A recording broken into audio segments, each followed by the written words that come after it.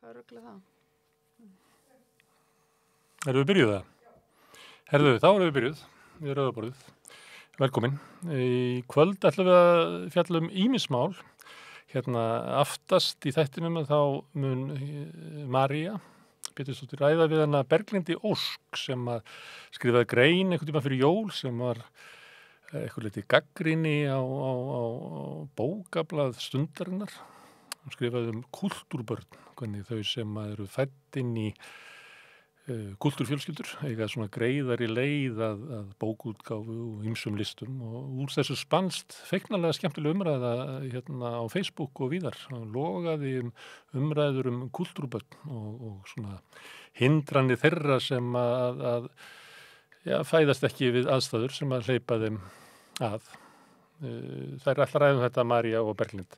Guðmundur Hrafn Arngrímsson, formaður leigjendasamtakanna, kemur hérna eftir og við ætlum að ræða ýmislegt sem að tengist leigjendamálum sem hafa verið tölugt í fréttum og tengja svolítið inn í svona verkalýðsbarátuna. Hann ætla líka að segja mér frá þætti sem hann byrjar með á Samstöðunni á morgun sem heitir Leigjandinn. Sigurður Pétursson, sagnfræðingur og sérfræðingur í verkalýðsmálum, hann kemur hérna og við ætlum að fara yfir stöðuna í verkfalli, eða komandi verkfalli, boðuðu verkfalli Eflingar og kannski líka svona stöðuna innan verkalýðshreyfingarinnar. Það mikill kurr og erjur í kringum allt sem að þessu við kemur raunverulega og sáum það svolítið í gær. Það var deilt verkalýðsmál í Silfrinu og Sprengisand og víðar. Svo ætlar hann að koma hingað hann Vilhjálmur Hilmarsson, hann hagfræðingur BHM. Hann skrifaði grein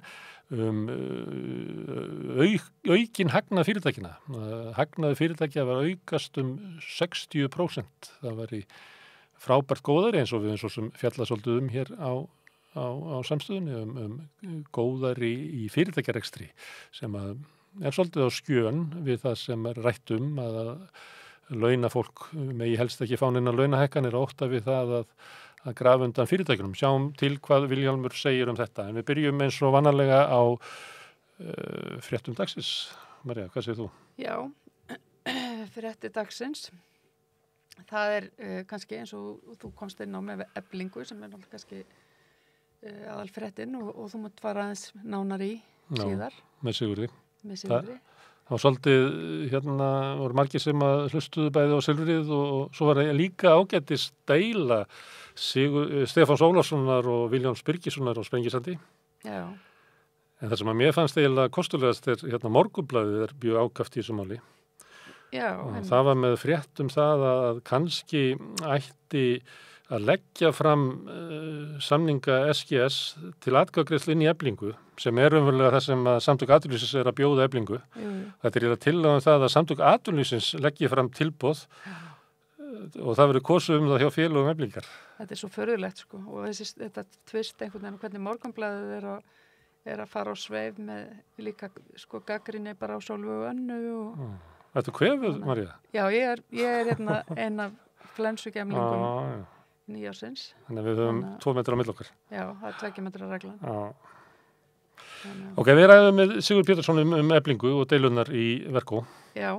Og kannski bara stéttabaráttan almennt. Það mér leiði svolítið við þessar fréttir og við svolítið vera kvart yfir á Samstöðunni.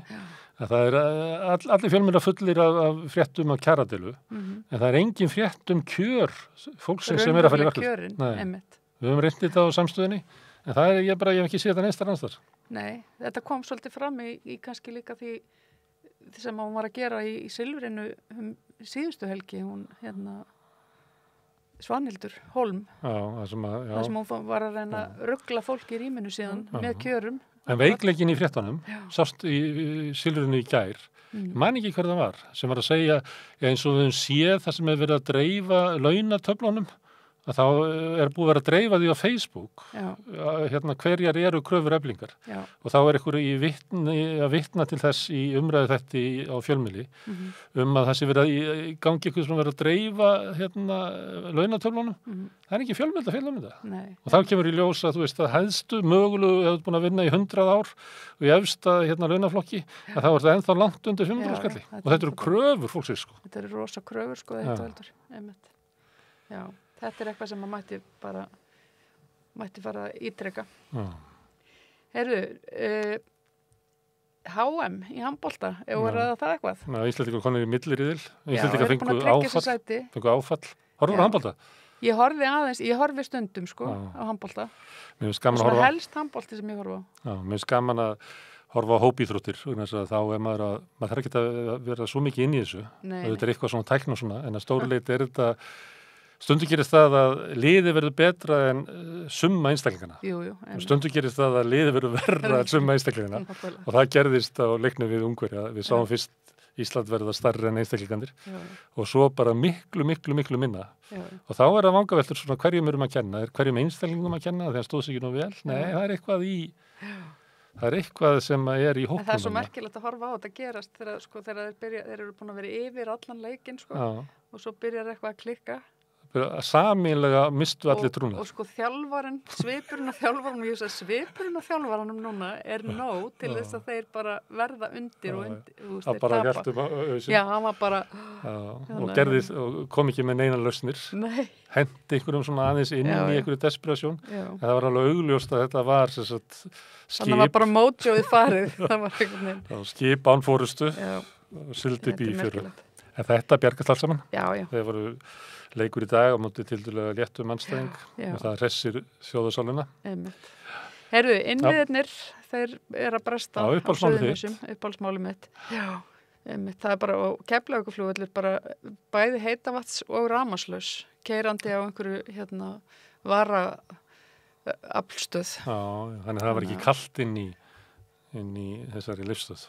Ég veit ekki hvort það var kalt sko, því þeir voru allavega, ég veit ekki hvernig þeir kynda, þeir hljóta nú að kynda með ekkert kaffi að því að kaffivillinir enga grillaður ostasamlokur. Jú, þeir hafa varaaflstöðina í það sko, en ég veit eins og þeir ekki með hitan, að því þeir hafa kannski verið sko, nei því þeir hafa, því þeir eru heitavatnslausir. Það geti hafa verið ógeðslega kalt í löfstöð. Og ekki þetta að draga svona þykkar gardinu fyrir allt úr stáli og steini og fljótt að verða ískalt. Já. Það má ekki leiða þessu. Nei, en þetta virðist vera sko, þeir vilja meina það að þeir séu með þarna Suðurstrandarlínu 2 í bígerð, Suðurnesjalínu segi ég, 2, að þetta var Suðurnesjalína 1 sem að sló út og Landsnet hefur viljað leggja aðra línu til stuðnings að þetta sé bara veikt sem að við sjáum að þetta er náttúrulega ef fer út einhver fólk í Vogana vill fá það í jörðina. Já, þá vilja Voga búa að fá þetta í jörðina og þetta hefur strandað á því. Og búið að vera strand eiginlega jafn lengi og Sundabraut eða eitthvað. Já, örglega sko, þú veist, allavega í einhver tíma. Þannig að maður hugsa með sig sko, hvað er ekki eitthvað svona hvað maður að segja, eitthvað stjórntækt til á landinu sem maður getur bara sagt, heyrðu, hingu ekki lengra, við þurfum bara að leggja aðra rafmagnslínu, sama hvað. Þú veist, þetta er svo skrítið að eitthvað svona getur stranda. Og bara segja við Landsnet að þið leggja þetta bara í jörðina og bara græði bara minna. Já, það getur verið. Já, eitthvað, skilur við. Þetta er rosa skrítið að þetta strandi bara á því að einhver sveitafélög geti ekki komið sér saman eitthvað svona. Það má ekki fólkið í Vogunum segja bara við viljum ekki fá aðra háspennulínu yfir hausinu okkur. Jú. Þá bara neyðist fyrirtæki til að setja í jörði eða eitthvað, skilur við. Þú vilt lausn? Ég veit ekki. Mér finnst bara allavega eins og það verði að vera einhver lausn, skilur við, á svona málum. Þetta er svona eins og þegar landeigendur neita veita aðganga vassborholum eða eitthvað svoleiðis. Af því þeir fá ekki 100 áskallinum meira. Það er allavega svoleiðis dæmi. Víða svoleiðis deilur. Já, það er víða svoleiðis deilur. Og þetta er einhvern veginn, þegar þetta snýst bara auðlindirnar okkar og það sem við verðum að hafa til þess að geta búið á þessu landi. Við verðum að hafa bara vatn og hitaveitu og allt þetta. Það eru tveir aðeins sem eru að deila og þeir eru að komast að niðurstöðu. Þú eins og þess að ringja í mömmu og láta hana bara ákveða. Það er ekki alltaf hægt. Stundum verður bara að finna svona. Nei, en stundum þarf líka að vera svona samkomulag hvernig lausnin er fundin. Ég held að það kannski vanti. Ég veit það ekki svo sem. Ég er ekki eins og ég siti á sem bæjarstjórnarfundum. Þú ert að finna leið til þess að fjalla brotnu innviði við Rauðaborði. Þetta er bara orðið allt og algengt. Þannig að við á þessu ríka landi, 7. ríkasta landi í heimi, síðast gáði. að við séum að lenda í þessu. Þetta náttúrulega bara... En þú veist það, María, að þú getur verið fátæk í ríkulandi. Já, ég veit það. Það náttúrulega alveg hægt. Já. Hvað byrður upp á núna? Herðu, já. Hvað meir í fréttum? Það það hátt verð í Vesturvin. Já, ég var að skoða fréttum þetta. Mér fannst þetta, ég held að það sé engin með þessa fréttum að við á samstöðinni, þannig að ég hveti ykkur til þess að skoða það. Þetta alveg fáránlega hátt verð á, þetta inn í ánanustum. Já. Þetta Héðinsreiturinn kallaður, þannig að það var vélsmiðan Héðin. Þetta Óli Ól, í samskipum á þetta. Hann á reynda líka sem er að byggja. Sér þannig mynd á honum. Ég held ég að stóla þessari mynd í mokkanum býst afsökun á því. Þetta var mynd sem að fylgdi með gamalli frétt, þar sem hann er að fjalla hestabúkar sem hann á í Frakklandi. Já, það er eins og hann sé að segja nei. Ja, þetta velluður maður, hann nóga peninga. En hann þarna er verðið á fermetra einhver staðar í svona frá svona ódýrstu íbúðunum svona 1100 kall og upp í svona 1200 skall fermetrin. Akkurat. Það er stúdíóíbúð, rúmlega 40 fermetra, kostar 60 milljónir. Já. Og ég fór að skoða því af þessu tilefni að því að þetta er svo gengdalur stýrt og hvað þið hefur gerst. Og ég bar saman í annarri frétta á samstöðinni byggingavísitöluna, það sem er bara mælir hvað kostar að byggja hús og svo fasteignavísitöluna frá Mannvirkjastofnun, húsnæðis- og Mannvirkjastofnun. Og þá kemur í ljós að álagningin frá byggingakostnaði hefur margfaldast. Já.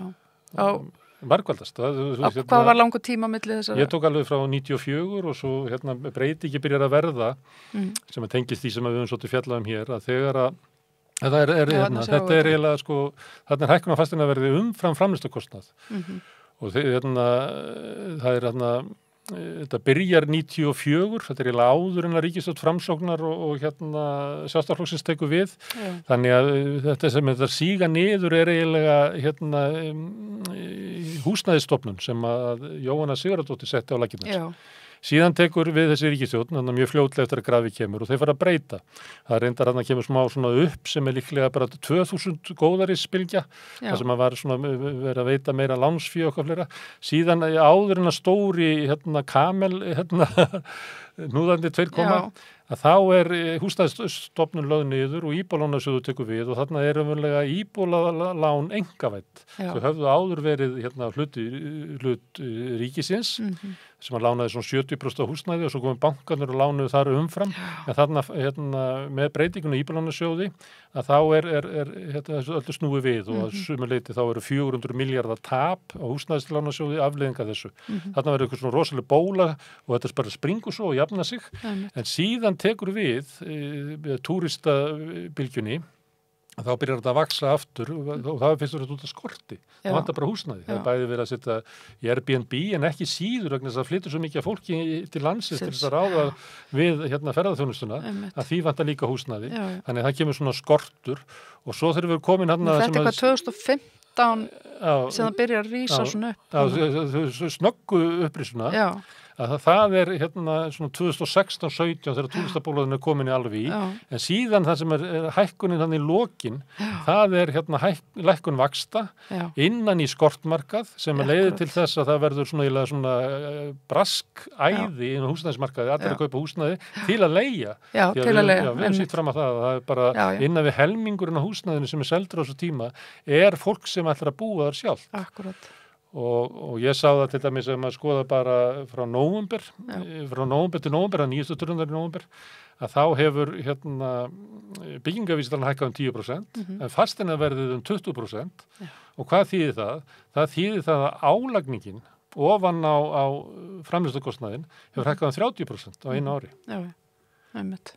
Og þá getur sagt hver er að leggja þetta á þetta. Þetta er raunverulega saga það hvernig svona raunhækir við svona Main Street framleiðsla sem bara byggja hús og selja það með þokkalegri áleiningu, hvernig það bara er ítt til hliðar og við tekur svona fjármálavettur kapitalismi, þar sem að lóðabraskararnir, verktakarnir, fjármálakerfið og allt saman er allt vinnur að því alveg sprengir upp öllu valdi. Þetta er svolítið, ég skrifaði einmitt smá pistil eftir henni Theodóru í Kópavoginum, þar sem hún var að lýsa ferlinu við að í skipulaginu Já, þar, í Hafnar, já, hvernig það var bara verið Hafnarhverfið.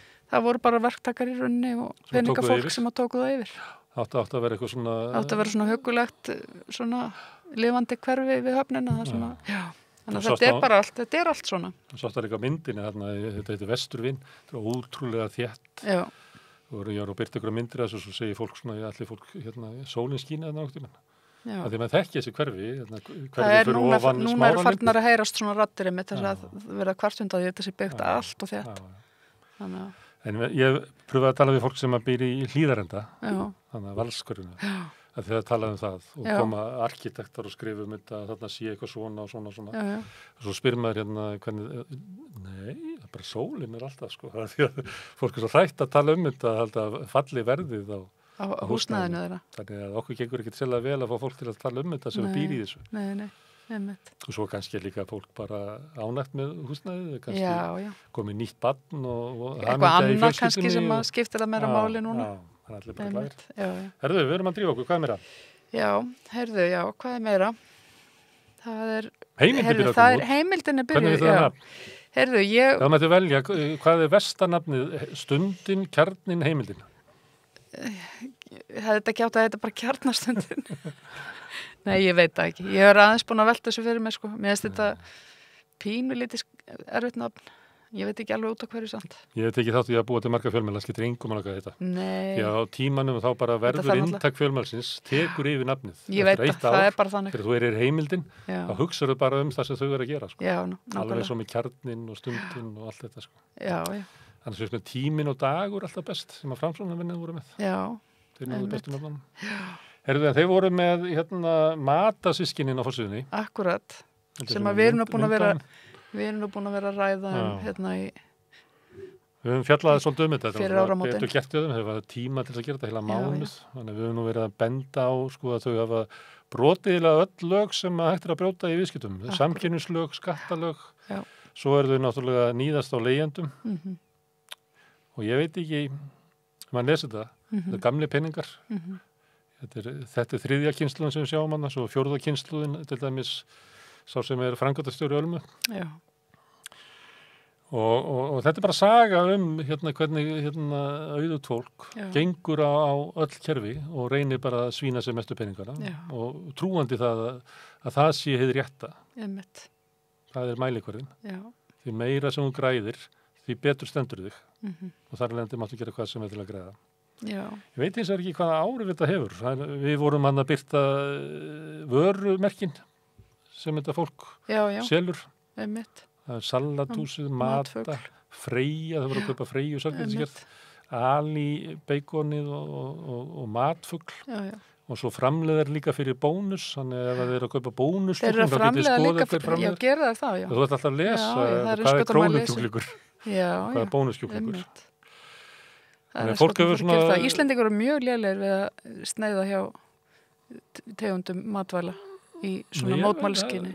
Finnst þér Ég þetta- fæ alltaf skeiti svona slægi, hvað var það aftur sem að þau alma fólkið er með? Það er alltaf Já, fólk að Fólk er gleyma aðeins þessu. farið að spá í þetta Þannig kannski. ég á þetta bæði í texta og svo mynd ef fólk vil Já, einmitt. sjá Það var hægt að það vantar svona íslenskt app held ég. Það var hægt að kaupa svona, eða þú veist, maður gæti fengið sér svona app í síman Mm. og skanna bara vöru tegundur og séð keðjuna, sko. Já, Ég man ekki hvað það app hétt, ég var einhvern með það. Og það, til þess að sneiða hjá Nestle og einhverju svona, já. ef maður vildi sneiða hjá. Heldur þetta hafa áhrif? Þetta er náttúrulega Ég vona það. En svo er þetta bæði kakvað þessu fólki, en svo er þetta náttúrulega bara andlit, þetta er sama og gerðist þegar voru seldir hlutirnir í Íslandsbanka, Já, að þá byrtust ríka fólki í Íslandi Já. og almenningu fekk bara taugafall. já, Bara þetta lið. já, En svona er náttúrulega kapitalismin. ég veit það, Það lítur bara akkurat svona út. akkurat. En ég veit það ekki. Maður veit ekki hvort að fólk, já, eins og segi, kannski vonandi fer meðutundin samt, að því fólki er rosalega ofbóðið, held ég. Fólki var rosalega ofbóðið bara í tengslum við til dæmis Ölmu leigufélag. Já, þannig með Eins og Brynju með hana Brynju sem kom til okkar, Hverfisgötu. já, þú veist, þannig að hérna, Það er bara algjörlega ólíðandi hegðun. þetta er ólíðandi hegðun. Og þessu fólki vantar enga peninga, Nei, feiki nú að peningum. já, Brynja hins vegar, hún átti svo lítið pening já, að hún gat ekki borga leiguna sem að var Nei. á þess að svelta setni hluta mánaðarins einmitt. og Hvað þau þá? hækka samt leiguna á henni. Já, Það er bara, einmitt. Það er bara ógulagt. Og tengist líka eins og það var svona augnablik í Silfrinu þar sem hún Sigríður Hagalín spurði hvort það væri verjandi að borga fólki svona lág laun við Halldór Benjamín. Já. Og hann sagði eitthvað svona, já, það eru þetta rétt og svo bara fór hann að tala um eitthvað annað. Það náttúrulega það sem á að spurja þennan mann. Við erum bara í sömu stöðu og bara gegn þrælahald á þessum tíma. Já. Það bara í hvert skipti sem Halldór Benjamín birtist eitthvað stöður, þá séu bara, ert þú ennþá að borga fólki undir 500 skall á manni? Já, einmitt.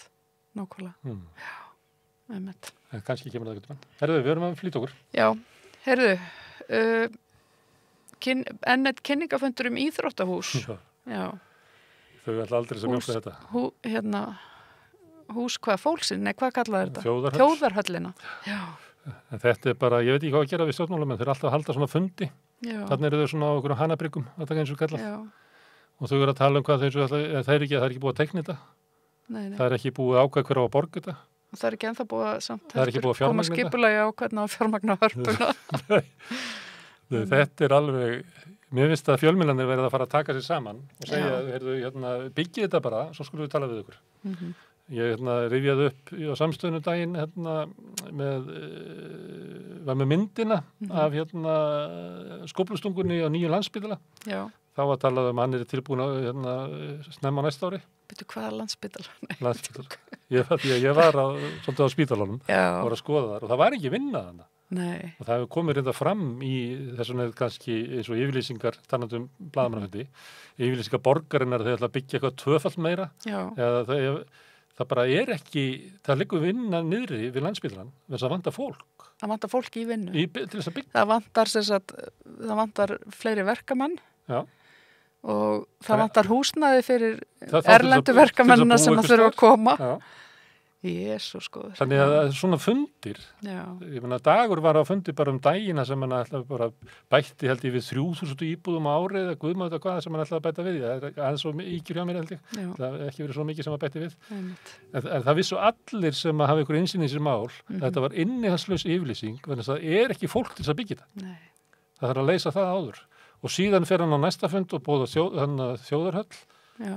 Á sama tíma og það eiginlega liggur niður vinna, kom fram í þegar var að vera gagnrýna framlög til heilbrigðismála, að Bjarni Benediktsson benti á það að þeir ættu inn ykkur 3 milljarða sem hefur ekki tekist að eyða í byggingu Landspítalans vegna þess að það gengur svo hægt verkið að það bara vanta fólk. Þannig að það er furðulegt að vera út af svo er þetta líka alltaf að tala með þeir eru að setja hana pening í þessa byggingu sem er síðan ekki nýttur og ekki notað. Telja hann aftur og aftur. Telja hann aftur og aftur upp. Við erum með nóg pening hérna í Landspítalann. Það vantar ekki pening. Nei. Heyrðu, hnútur í samningum Bjarna við Lífeyrissjóði. Já, með þetta er leynifrétt sem ég sá inn á viðskiptablaðinu. Það var talað við hann heitir ekki Steinþór sem var landsbankastjóri og þurfti að fara því hann seldi ættingi Bjarna Benediktssonar Borgun. Já, ég held að það veri einhvern veginn í tengslu við það. Í tengslu við borgunarmálið. Já, en að því hann sendi vinum ættingi Bjarna Benediktssonar Borgun þá poppar hann alltaf upp sem fulltrúi Bjarna Benediktssonar í viðræðum við banka? Nei, við Lífeyrissjóðina. Út af klúðurinu með Íbúðalánasjóð. Manstu ekki? Ég held ætlaði að þröngva Lífeyrissjóðunum til þess að kyngja einhverjum 150 milljörðum eða eitthvað. Þeir ætla ekki að gera það. Þannig það er samninganefnd í gangi. Já, einmitt. Og þá náði borgunarmannin sem hann er fulltrúi engana í þessum viðræðum. En þetta er ekki frétti sem ég vil að segja. Það kemur þarna fram að nú er verið að ræða það að borga lífeyrissjóðunum með hlutabréf. Einmitt. Og það hvaða hlutabréf heldur þessu? Það er náttúrulega Íslandsbanki. Og málið er að það er ekki hægt að selja Íslandsbanka lengur. VG og Framsókn neita að leyfa Bjarna Benediktsson að selja. Þú segir sko leynifrétt, ég segi grínfrétt, þetta er eitthvað eins og ja, hún kemur ekki almennilega fram, ég held að skrifa svo frétt. En þá er þess að hugmyndi svo að til þess að losna við Íslandsbanka úr ríkiseigu, að þá verði lífeyrissjóðunum borgaða til þess að kyngja skuldum Íbúðalánasjóðs sem að Sjálfstæðisflokkurinn og Framsóknarflokkurinn byggu til. Einmitt, þetta er svo mikið steik. Já, einmitt. Þannig grín að það voru fréttir deilu leikstjóra og framleiðenda áramótaskaupsins. Fylgst með því? Ég hef ekki fylgst nægilega vel með því, nei. En það hafa verið einhverjar deilur. Alls konar vinklar. Það er alls konar vinklar á þessu máli nefnilega. Eitt er að því að Sigurjón fékk Spaugstofuna til að mæta Já. í einhvern skets. Þeir voru nú bara í einhverju loka læginu eitthvað þarna. Ég hef verið að taka utan af konfettmóla eitthvað þegar það var. Ég man ekki eftir þeim. Þeir voru heldur bara í loka læginu. Ég man ekki eftir þeim í öðru. Eða kannski. Þeir fengu sem sagt ekki borgað. Heldur var þeim sagt að þeir ættu að koma. En svo því mæðrastýrsnefnd styrt. Og þeir samþýttu það einhvern veginn. Svo fá þeir eitthvað svona bakþokk að segja þetta ekki lægi að við sem leikarar fyrir að vinna fyrir ríkið og fáum ekki borgað. Þannig að nú leikarafélagi komið í það að fara að kanna þetta. Og þetta náttúrulega business. Sigurjón Hjartarson og einhverjir af Samherja frændunum eru með fyrirtæki á Selfossi. Og þeir náttúrulega skila áramótasköpunum með ágætis hagnaði. Meðal annars með því að borga ekki leikurunum. Þetta náttúrulega alveg rosalega stegt. Þetta svolítið svona, þetta minnir ónætanlega á þarna hlutabréfin í Íslandsbanka sem að lífeyrissjóðirnir taka fyrir. Þarna ég segi svona. Leikstjórinn vöruskipti. Þeirra stundin eða kjarnin eða þetta var sérst áður en heimildi var til. Skrifaðum það að hverjir ættu þetta framleiðslu fyrirtæki og kemur ljós að það hann Samherja bróðurinn sem fór og keypti Selfoss. Akkurat. Sem að gengur undir nafninu Litla Namibía núna. Hún vill alls ekki að sé tekið upp í Selfossi. Það var rosalega þrýstingur að ég takit upp á Selfossi. Alltaf en hún barðist gegn því eftir þetta.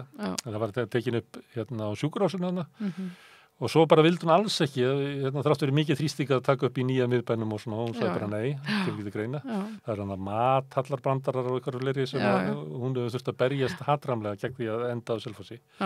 Nema að þessi mynd þannig að við fáum að sjá hana aftur, að hún tekin upp á Selfossi, ef ég skil fréttirnar rétt. Verðbólgudraugurinn. Þetta verðbólgudraugurinn og mjög fyndinn skets þar sem að hann birtist síðan hann við bærins bestu. En þetta sem Sigurjón Hjartarson framleiðandi. Og eins og ég skil fréttirnar að þá þetta tekið upp á Selfossi. Þetta tekið upp á Selfossi, eins og sjá má. Nei, það var hægt að sjá Ölfusárbrú hann í bakgrunni, en henni var eitt út. Henni var eitt út, já, þess vegna sjáu hann ekki. Eins og ég skildi fréttina. Þess vegna sjáu hann ekki. En ég við kannski fjöllum þetta betur. Herðu, þetta ekki bara gott í okkur? Þetta gott bara. Já, þá ætlum við að snúa okkur að ógnargróða fyrirtækjana sem að græða bara meira og meira. Og hann Vilhjálmur Hilmarsson, hagfræðingur BHM, ætlar að koma og spjalla það eftir augnablik.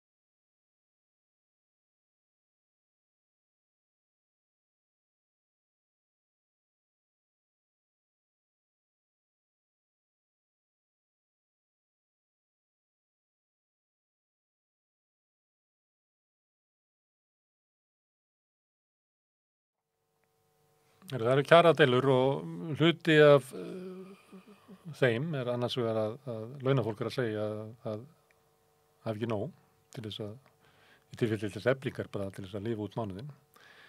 En það líka það hvort að fyrirtækin hafi nóg, hvort að þau hafi séu aflugu fær að hækka laun og Vilhjálmur Hilmarsson, hagfræðingur BHM, skrifaði grein sem að vakti mikla athygli á VF samtakana núna fyrir helgina bara að hagnaður fyrirtækina að vera stór aukast og hann hingað kominn, Vilhjálmur, velkominn. Takk fyrir.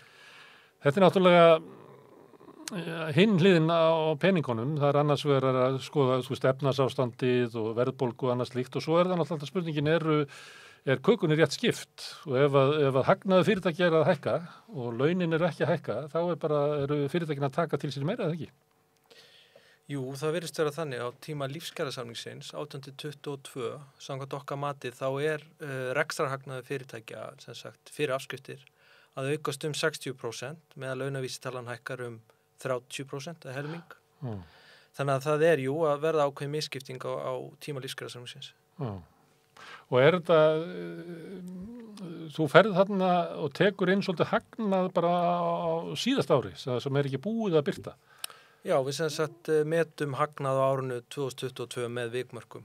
Já, var það þá byggt upp á 9 mánaða uppgjörum þeirra sem eru í kaupöllinni og... Já, við erum með 9 mánaða uppgjör á sem sagt vinnumagni og veltu fyrir atvinnugreinar og svo erum við með ýmsa vísitölur og svona söguleg hlutfall sem við getum metið út frá. Já, manni fannst það í sumar þegar að SA leggur línunar að það hefur verið skammtímasamningur, þessi rosalega óviss og eitthvað fleira, að það var eins og það verið að flýta sér áður en einmitt svona upplýsingar kemur fram. Já, því að þegar þeir sækja það þurfu út af mikill óvissu þurfu að semja mjög fljótt og til skamstíma litlar hækkanir til þess að ég veit að koma í ljós hvað muni gerast, að þá eins og að sé verið að flýta sér áður en að uppgjör fyrirtækina koma sem að sýna raunverulega kannski það sem þú ert að benda á. Já, ég ætla svo sem ekki að svara fyrir SA en ég held að verkalýðshreyfingin hafi nú vitað að bæði fyrir árin 2021 og 2022 að það mikill hagnaður í hagkerfinu og svo annar mál samt hvað verðbólgan á mikilli uppleið og óvissaðu öðru leyti þannig að þetta flókið ástand sko. Já, en það verður að taka tillit til beggja. Já, ég myndi segja það. Ég ætla aðeins að byrja sannfæra mig það að hagnaður fyrirtæki hafi hækkað með glæruna en ég ætla að byrja að spyrja á hverju B&M að skipta sér þessu? Þeir eru bara sem við ríkið. Já, við erum að mestuleita opinberum markað, við erum eitthvað almennum, en við bara leggjum áherslu á að hafa áhrif í þjóðfélagsumræðinu og fjalla um það sem áhugavert hverju sinni og okkur fannst það. Já. Þetta mjög áhugavert. Þetta skipta máli og kannski vantaði svolítið inn í umræðina, kæra umræðina. Þessi vantabræðalegin í umræðinu okkar mati umfjöllun þess að hagnaðardrifnu verðbólgu. Já. Að það sé ekki bara launafólk eða launakostnaður sem sé að knýja áfram verðmyndina, heldur líka fyrirtækin, ábyrgð þeirra á verðlaginu. Já, og það þá þannig að fyrirtækin hækka verð á vöru og þjónustu eins mikið og mögulega geta til þess að ná eins miklum hagnaði og það sé ekki alltaf í tengslum við kostnaðarhækkanir. Já, ég meina, auðvitað eru fyrirtækin að reyna að hámarka sína arðsemi en það sem hefur gerst, kannski bara að nefna í Bandaríkjunum síðustu 2 árum, að hagnaður hefur aldrei verið jafn mikill í Bandaríkjunum árið 2021 árunu. Og álagning ekki heldur og álagningin jókst mikið á milli 20 og 21 og við erum að sjá þetta sama á Íslandi að hún virðist vera að aukast á milli áruna 2020 og 21. Álagning þá bara sem að maður getur sagt ef maður verið í vondurskapi og okkur. Já, kannski einhver leyti en þannig að það var bandarísk þingnefnd var að fjalla þetta að hagnaður og álagning hefði aldrei skýrt jafn mikinn hluta af verðmyndunni eins og akkurat núna. Og ég held bara að þingið ætti að taka þetta upp hérna á landi að kanna þátt fyrirtækin í verðmynduninni og það er svona okkar kenning á B&M að álagning sé að skýra stærri og stærri hluta af verðbólgunni. Já, og þá svo er alveg skýrt að þá er að tala að fyrirtækin að hækka verð umfram það sem að laun eða aukin kostnaður hjá þeim gefur tilefni til. Þau eru að nýta sér eitthvað ástand í samfélaginu til þess að bara hækka sem að leiður til aukis hagnaður hjá sér. Já, ég held að það sem að gerast á mörgum mörgum að sem sagt, það aukin fákeppni og svo verðvitund neytenda bara allan heim einhvern veginn út gluggann og það hefur líka áhrif. Atvinnulífið, hvort sem hafi verið með ráðum gert eða ekki, hefur talað upp verðbólguvæntingar, ekki bara hér, heldur allan heim. Þannig að þetta eiginlega svona góðsend tíð fyrir marga að velta annars vegar kostnaðarhækkunum út í verðlag. Og rúmlega það. Já. Herðu, en við skulum fara aðeins yfir þetta. Hérna, þú birtir nokkra glærur og ég ætla að fá að trilla bara með þér yfir þér. Fyrsta var þarna rekstra hagnaður á engamarkaði eftir afskriftir. Fyrir afskriftir, fyrir EBITDA. Og fyrir þá sem að það er sem sagt hagnaður fyrir afskriftir og fjármagnskostnað og skatta. Þetta er það sem að reksturinn sjálfur skilar. Já. Og með þessu er þetta að bera saman ólík fyrirtæki sem skulda mikið og fyrirtæki sem skulda lítið. Þetta er að segir hversu heilbrigður reksturinn er. Og hvað sérðu þannig? Það sem við erum að sjá, sko áhugavert þarna, er bara á tíma lífskjarasamningsins frá 18 til 22, bara við skoðum sko miðspán okkar, að það er 60% aukning í þessu EBITDA, þessari verðmætasköpun fyrirtækja.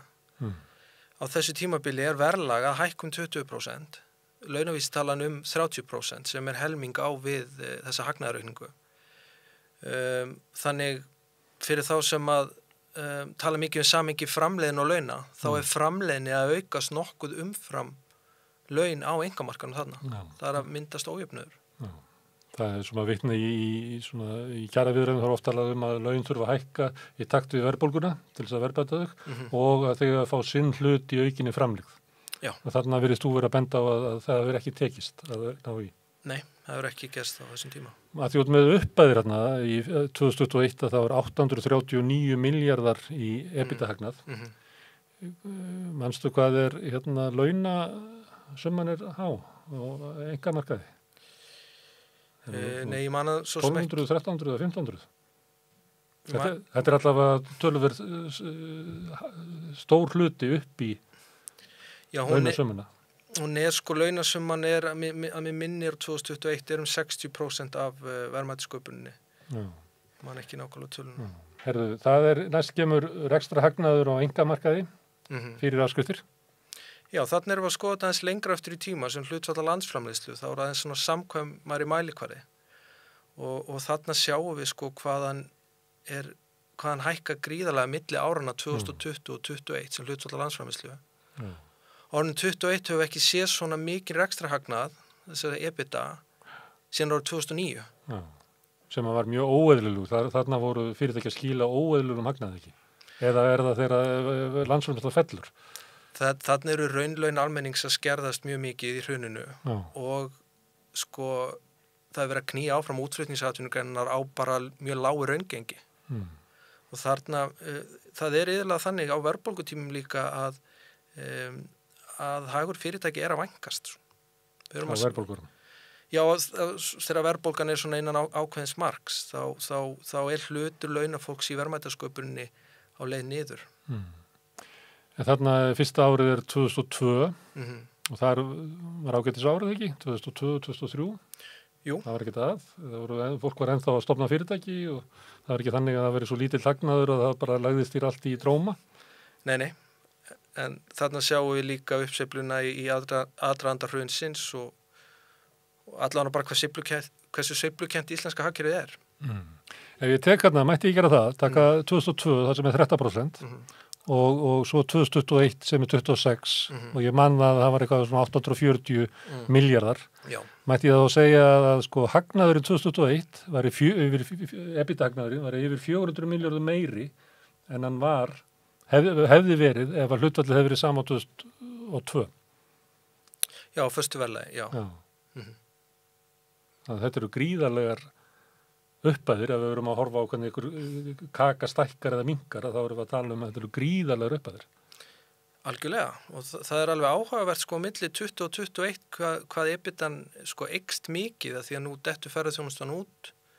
En það er vissulega það sem gerist árið 21 sem skýrir þetta hluta í verslunni að sko neysluglaðasta þjóð í heiminum er lokuð innan landamarina. Já, við heldum sem er næsta grað verið mitt verslun. Hvað segir þetta okkur? Þarna sjáum við sko á förstu verðlagi að hagnaðurinn, þetta er hagnaður ég tek fram sko eftir fjármagnslið, þetta er bara það sem fer í sko vasa verslunareigenda, þarna er allt tekið og hann er Er þetta ekki fyrst orðið bara hagar og festi? Að miklu leyti og svo erum við með, þetta er náttúrulega heildverslannar og fleira, þarna er hann að tvöfaldast á milli 18 og 21 og hefur ekki sko í hlutfalla landsframleiðslu verið hærri á öldinni. sem bara að ef það hérna 1,2, 1,4, 2,6% af landsframleiðslu, að 2,6% af öllum krónum sem að bara hreyfast í hagkerfinu okkar, enda sem hreinn hagnaður hjá verslunarfyrirtækjum. Já, þegar búið að borga vexti og skatt og allt saman. Það er bara hreinn loka hagnaður sem að eigandinn hefur til ráðstöfunar. Já, á árunum 21. Er þetta hátt í alþjóðlegum samanburði heldur? Við höfum ekki skoðað það sérstaklega, en það er á dagskránni einmitt að setja þetta í alþjóðlegt samhengi. Þá kemur hækkun hagnaðarvísi tölunar og vísitölu heildarlauna. Þetta, svona okkar maður, er aldrei skemmtileg mynd. Það sem hefur ekki verið sýnt áður er þessi vísitala hagnaðar. Það sem launavísitalan sýnir er sem sagt laun á vinnustund eða tímakaup. Og ef við skoðum rekstrarhagnað á vinnustund líka og hvernig hann eykst á þessu tímabili, þá hann að auka svo miklu hraðar en laun. Og þarna, og bara munurinn á milli þessara tveggja súla sýnir í rauninni þetta umfram svigrúm í atvinnugreinum til þess að á þessum tíma að borga laun. Það er að myndast ójöfnuði milli fjármagnseigenda og launafólks. Og það hefðu kannski kjarasamning átt að snúast að rétta hlut almennings, að þau fái hlutdeild í stekkandi köku. Já, bara almennt kjarasamningar Ef við halda áfram, það er hlutur fyrirtækjanna í verðmætasköpun. Já, og eins og við erum búin að fara í gegnum þegar við sjáum mun á milli hagnaðarvísitölunar og launavísitölunar, þá það sem hefur gerst er að fyrirtækin tóku mun meira af verðmætasköpunum til sín. Já. Og við vorum að tala heildverslun og smásöluverslun aðan, þú sérð hvað er gríðarlega mikil aukning þar á milli 18 og 21. Akkur heldur þetta birtist sérstaklega í verslun? Er það eitthvað breyting sem að verður svona frá fyrir COVID og eftir COVID, eða hvað getur þetta verið? Það sem gerist náttúrulega árinu 21 er að þú veist öll einkaneyslan verður bara innanlands og það er gríðarlegur sparnaður hjá heimilunum og eins og ég kannski nefndi áðan, við erum mjög neysluglöð þjóð og hún beinist bara að öllu leyti til verslunarinnar. Og veikt verðskinn Íslendinga að verður enn lakar þeir eru loksins sleppa út í búð með allan sparnaðinn, með innbyrða verslunar, hvað við segja, þörf. Þetta verið? Algjörlega. Svipa á bentur verið áreitið þess að við Kanaríferðirnar, að þeir eru að vera að tala um hvað þær eru miklar. Ef þú tækir og þú myndir að horfa á svona 2 ára aftur í tíman, að þá er þetta bara rétt svona bánsa tilbaka sem hefur haldið lengi niðri. Þannig að kannski svipuð áhrif sem að koma í verslun.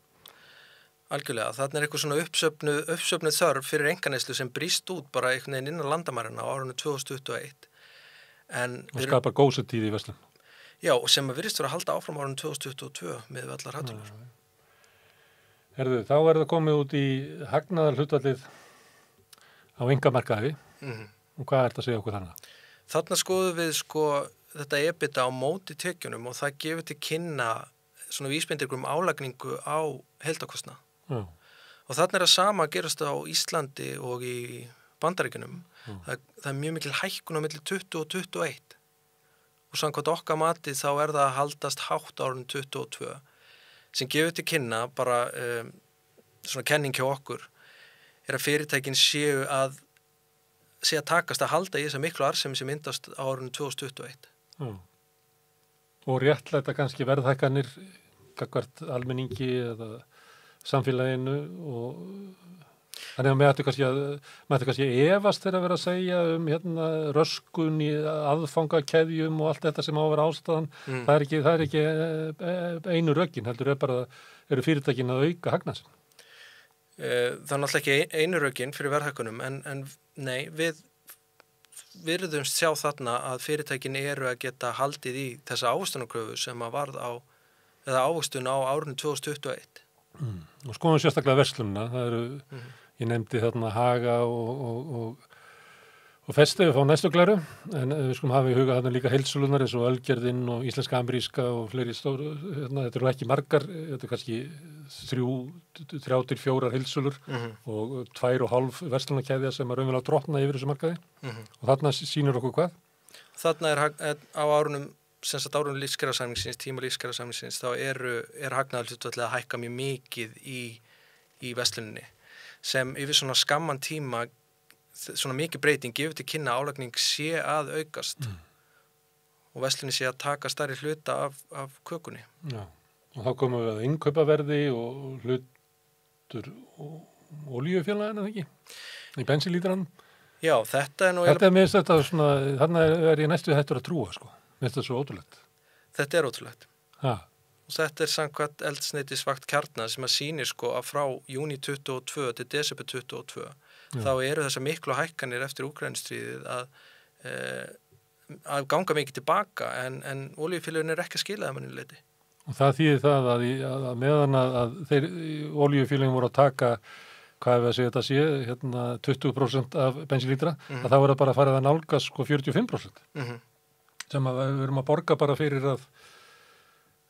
þjónustuna sem að það eru og hækkað meir en helming sem að við borgum til olíufélagana. Já, hlutur olíufélagana hefur bara tvöfaldast frá sem sagt júní 22 til desember. En er þetta ekki raunverulega ekki að vera að kalla saman einhverja þingnefnd og kalla bara fyrir forstjóra olíufélagann og yfirheyra þá?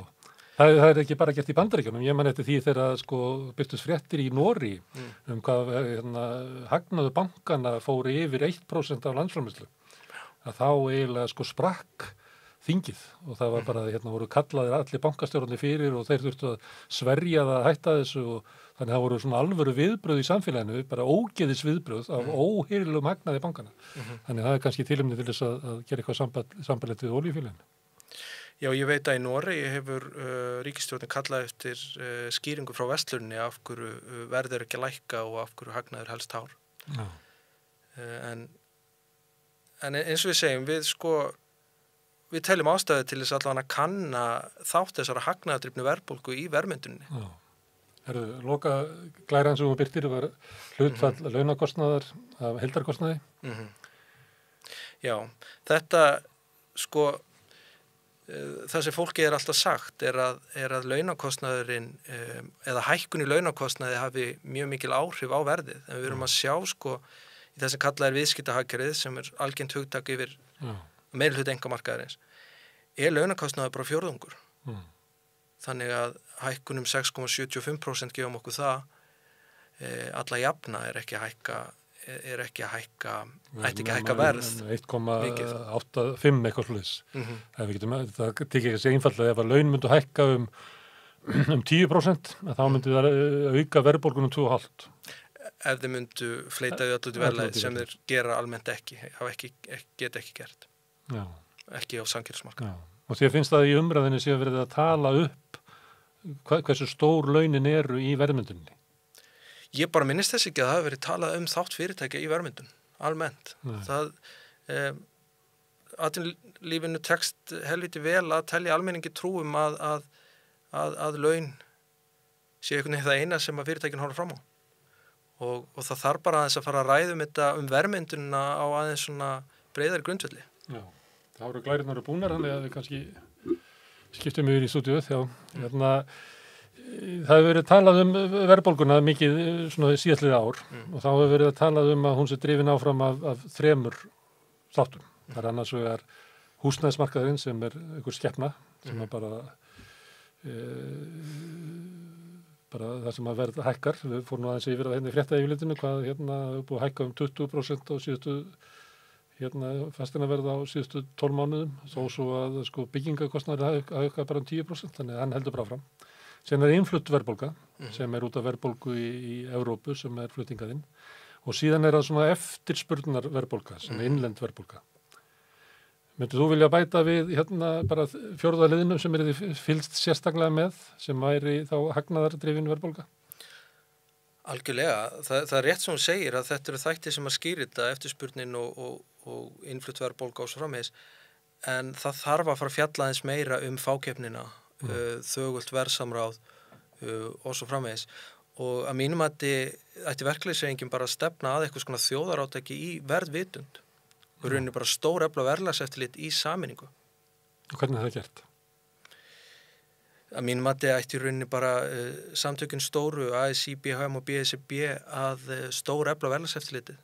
þau eru að vinna frábært starf þarna í ASÍ en það er ein manneskja sem að stendur undir þessu.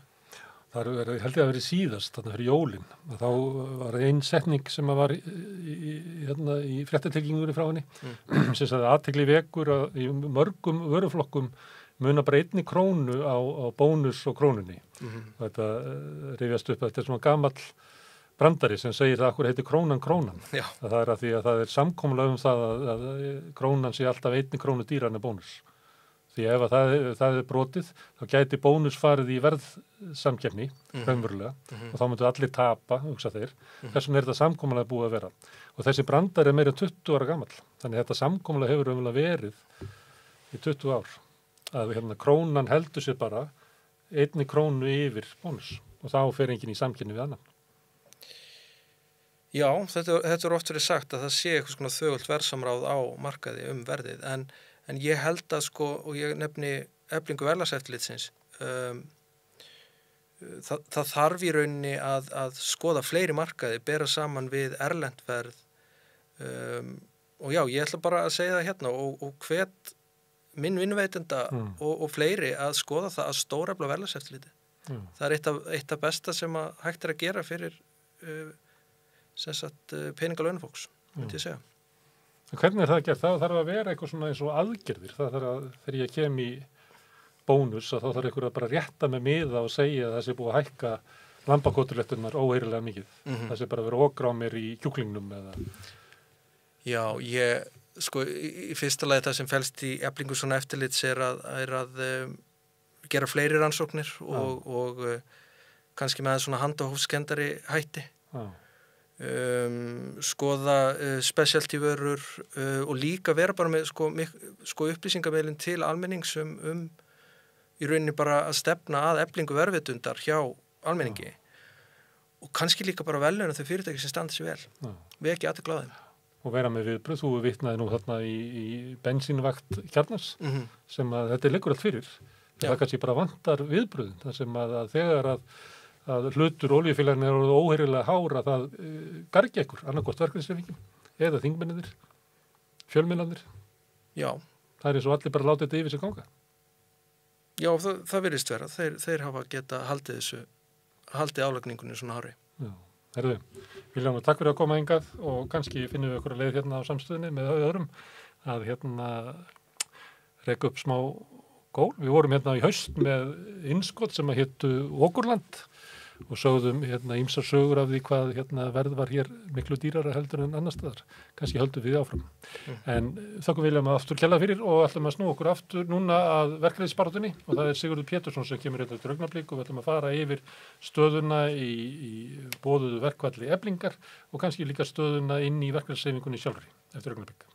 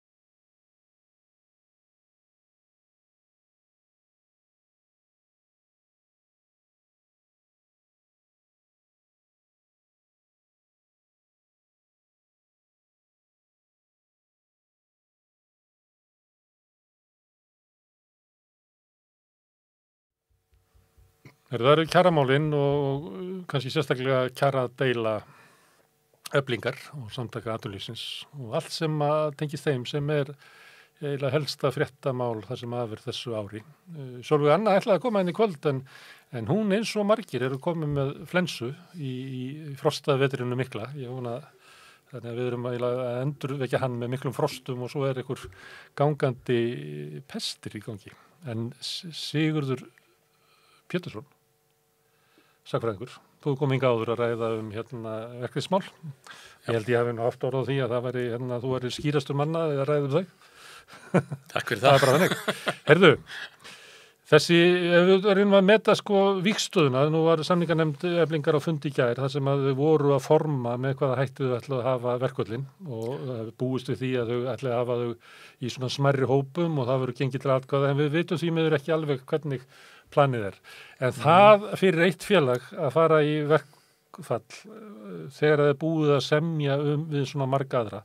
Er þetta veikstaða eða skiptir það kannski litlu máli? Þessi meinta einangrun Eflingar. Já, einangrun Eflingar og kusu að standa sagði einhver góður maður.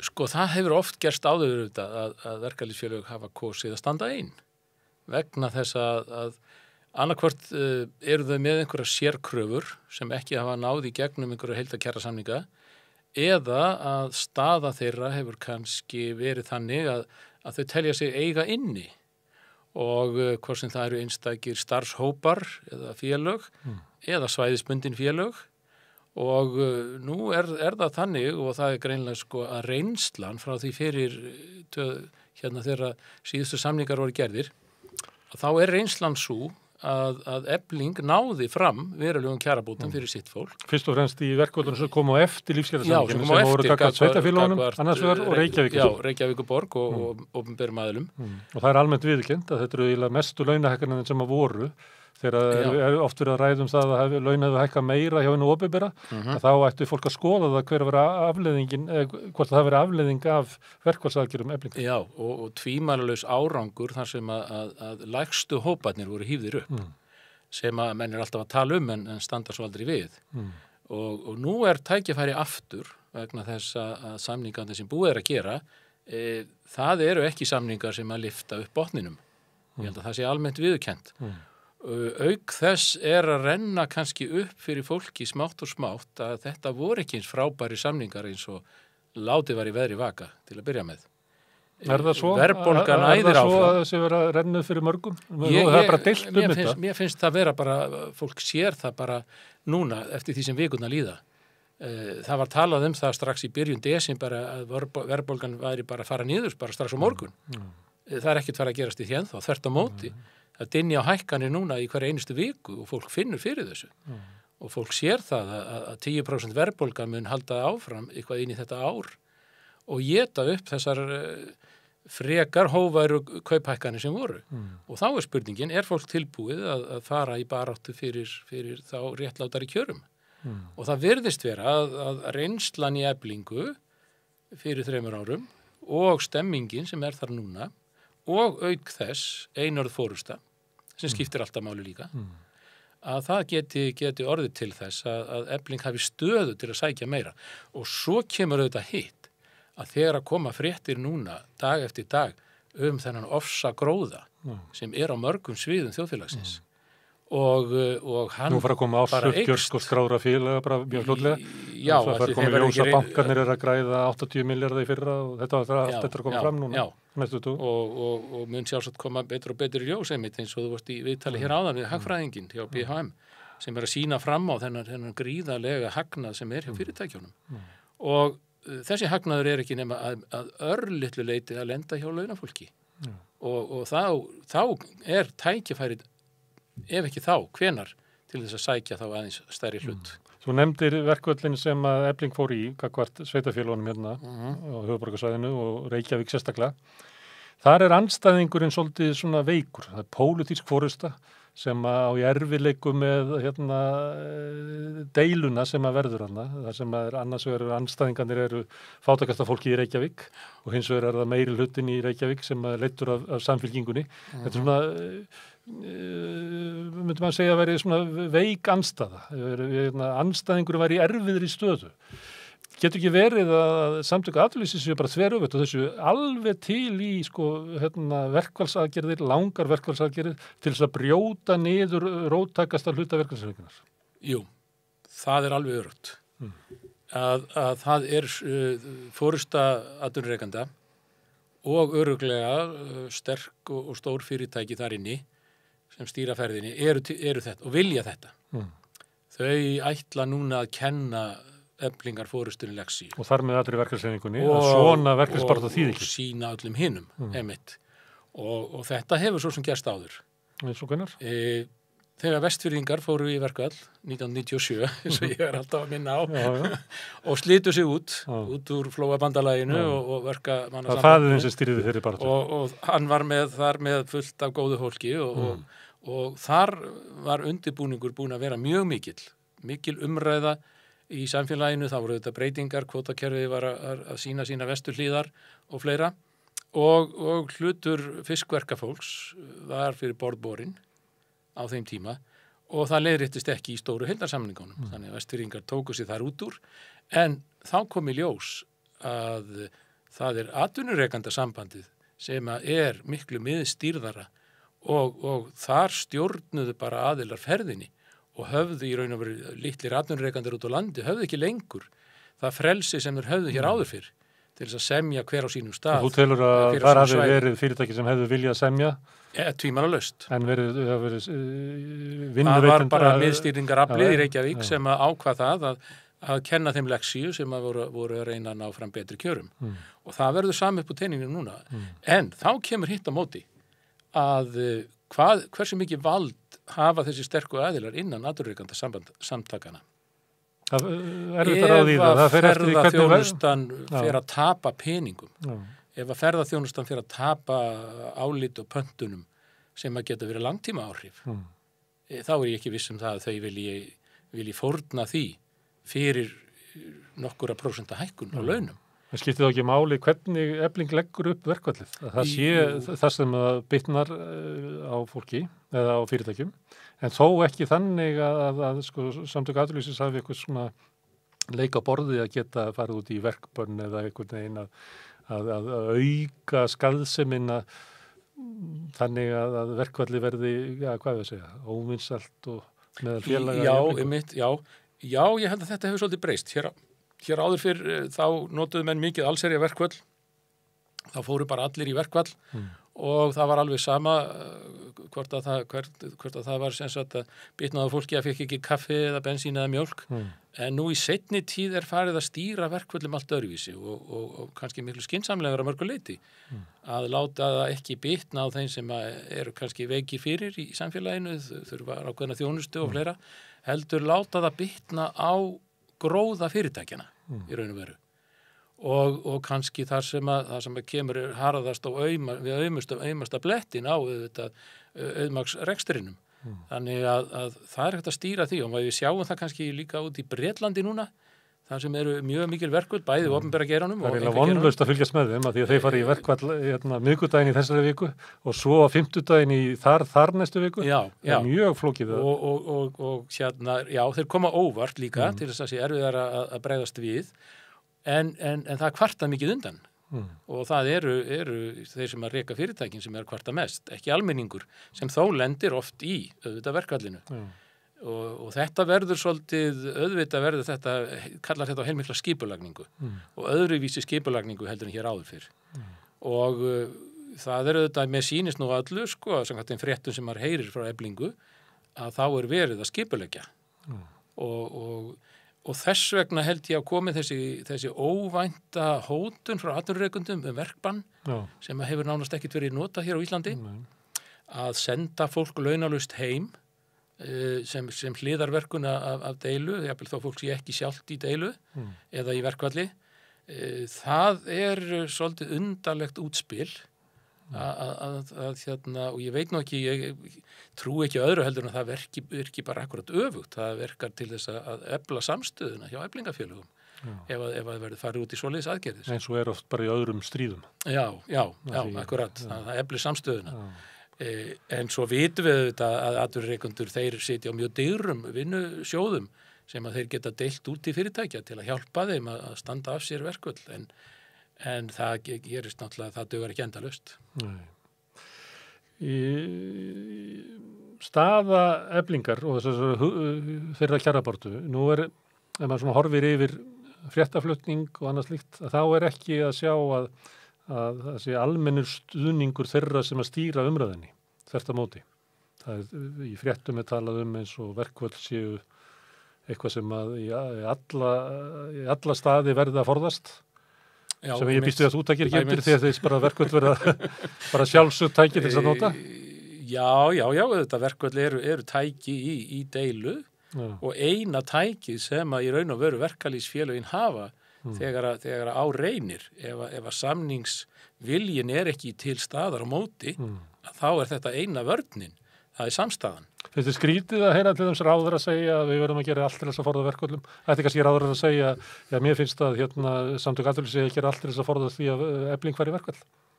Já, sjálfsögðu væri það náttúrulega miklu skynsamlegra. Það enginn sem segir þetta bara svo gömul að þetta allir tap á verkvöldum og eitthvað slíkt, sko, en samfélagið er náttúrulega byggt upp á verkvöldum. Við byggðum upp réttindakerfi samfélagsins upp á verkvöldum. Sko, verkalýðsbaráttan, bæði stjórnmálalega baráttan og svo kjarabaráttan auðvitað það sem hefur skilað verkafólki mestu. Það hefur ekkert gerst að sjálfu sér, og þetta vita náttúrulega allir sem að þekki eitthvað til í verkalýðsbaráttu. Það hefur ekkert komið að sjálfu sér og það hefur aldrei komið neitt nema fyrir þrýsting og aðgerðir. Og síðan hefur bara stundum verið auðveldar að ná fram bótum þegar það hefur verið mikil uppsveifla í samfélaginu eða stjórnvöld hafa verið hliðhóll verkalýðnum. En núna kemur þetta dæmigerða almenna snakk og það svolítið sorglegt að sjá suma sem maður hélt að væru kannski vinstra megin í samfélaginu að tala bara svona með þessum hætti í þessum gamlu klísjum. Já, það var náttúrulega fulltrúi VG í Silfrinu í gær sem að talaði að æmita þessu nótum, allir töpu á verkvöldum. Já, ég held ég hef heyrt eitthvað af því. Það deilt inn í verkalýðshreyfingunni og þú manst það var frestað aðeins í þingi að því að listist deilu upp og það átti að vera frestað hálft ára eitthvað leys, þannig það ætti að vera haldið svona í mars-apríl. Það verður eiginlega bara ólíklegra að það verið friður á því þingi eftir því sem á líður. Ég býst við að þegar fólk fresta þessu, þá hefur séð fyrir sér að myndir svona settlast. Það eiginlega bara þveröfugt þróun sem við erum að horfa upp á. Já, að mörgu leyti þó nú svona, það nú vissir, við kannum segja þannig að sumir eru gætnar en aðrir. Og það nú eins og sumir hafi nú bara gjörsamlega sleppt sér núna síðustu dagana og þá í svona einhvers konar réttlætingu fyrir því sem að þeir eru það búnir að gera, búnir að semja eða að gera. Og þá talaðu Vilhjálm Birgisson. Og þá er að tala Vilhjálm Birgisson og nokkra fleiri. sem Aðalsteinn Árni á Húsavík tók undir þetta og Björn á Akureyri.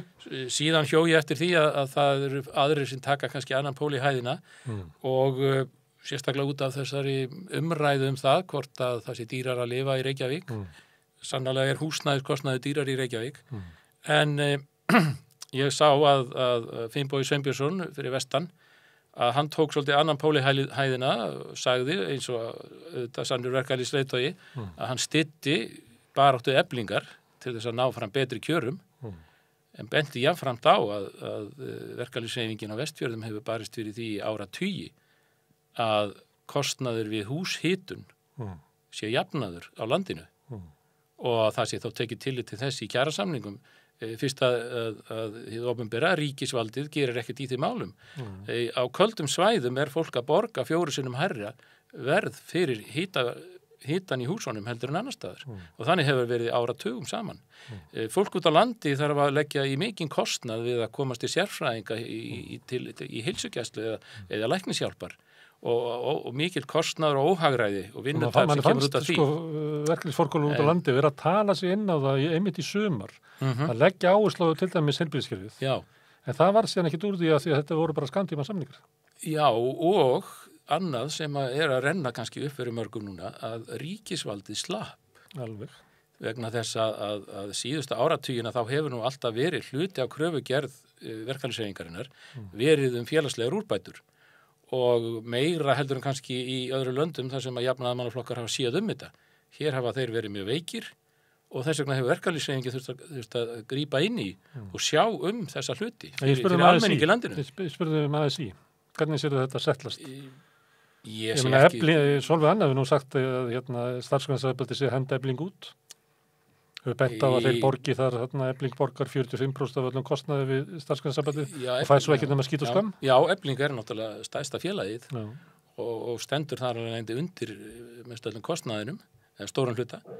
Ég sé ekki gerast neitt allavega fyrir vorið hvað sem gerist þegar allar launadeilur verða búnar og búið að semja að auðvitað betra ef verkalýðshreyfingin er samstæð. En það ekki líkur á því að það náist fyrir vorið. Það verður líklegt að verður samið einhverja svona forystu sem svona málamynduna forysta. Þannig að það verði svona leitað athugað hvort að tíminn lækni sárin og það finnist ný. Er það ekki líklegast? Jú, það er trúlegast. Miðað við stöðunni svona núna.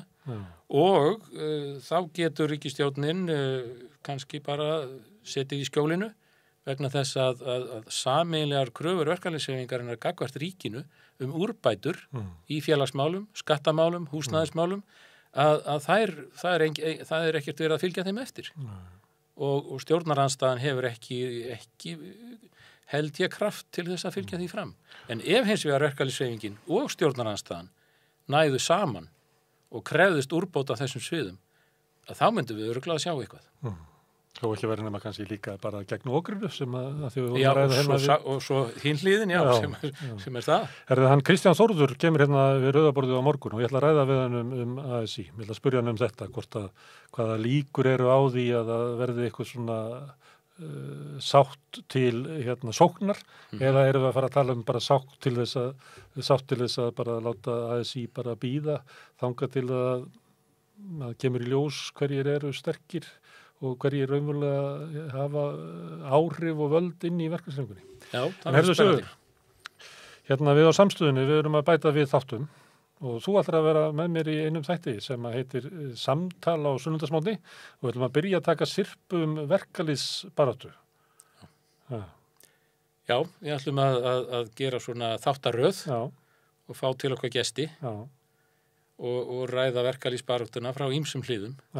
En það tengist hún náttúrulega öllum sviðum samfélagsins. Þetta verður sagnfræði, við ætlum að fara yfir í upphafið, við ætlum líka að skoða verkalýðsbaráttu á tímum nýfrjálsvíkinnar, við ætlum að skoða konur í verkalýðsbaráttunni og svo kannski þegar við erum búin að draga upp svona sögu og mynd og við ætlum að tala velferðarkerfi ári verkalýðshreyfingar á stjórnmálin, þessu svolítið það sem að þú hefur verið að tala um tengsl stjórnmálan á verkalýðshreyfingarnar, af hverju það hefur náðst árangur á tímabili í Skandinavíu, það er nú síður seinni ár. Já, hér á landi, eins og er í bók sem ég er að lesa í mitt núna, sem er bókin hans Stefáns Ólafssonar. Og hérna, við þurfum að ræða það. Já, við þurfum að ræða það betur. Svo í lokin á sirpinu þá kannski ræðum við verkalýðsforystuna sem er að starfa og aðtugum gott að kenningar, sagnfræðinga og fræðimannanna passi við baráttuna. Já, það verður spennandi að taka þessa umræðu. Áhugavert. Þetta er þáttur sem að byrjar á næsta sunnudag klukkan 9 að morgni, en svo er hann alltaf aðgengilegu fyrir þá sem að sofa út, bæði á YouTube og Facebook og verður líka í öllum hlaðvarpsveitum, heitir Samtal á sunnudagsmorgni, minnum við hann heiti, og það við byrjum á því að ræða verkalýðsbaráttuna. Hvet ykkur til að fylgjast með því, en við ætlum að skipta yfir í önnur mál hérna við rauðaborðið, hérna rétt á eftir kemur hann Guðmundur Hrafn Arngrímsson, hann er formaður leigjendasamtakana, við ætlum að tala stöðu leigjenda og sem að sömuleyti tengjast mjög inn í kjaradeilur dagsins eftir augnablik.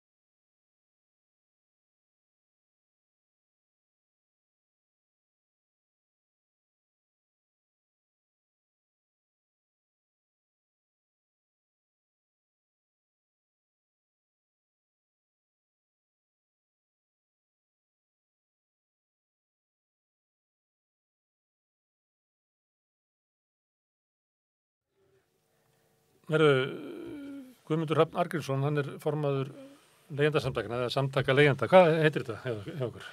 Þetta heita samtök leigjenda á Íslandi. Við kallum okkur í daglegu tali svona leigjendasamtökin. Já.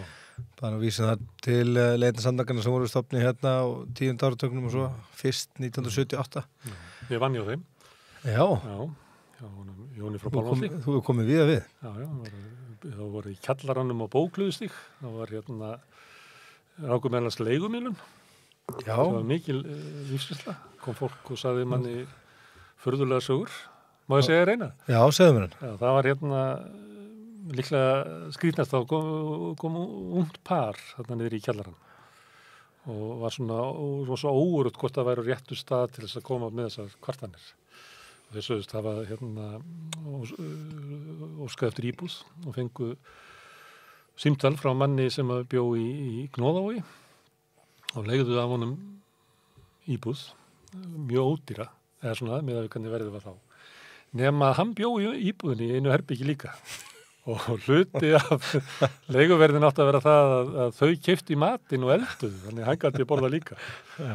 Og þau svo þetta hafi verið svona skrítið og þetta hugsa þetta, hvort þetta væri svona eðlilegt, en þau bara sáu þetta að tækja og láta þetta enda ná saman. Nema hvað kallinn át ógeðslega mikið. Það var alveg sama hvað þau elduðu mikið, það var bara, hann át eins og 3, sko.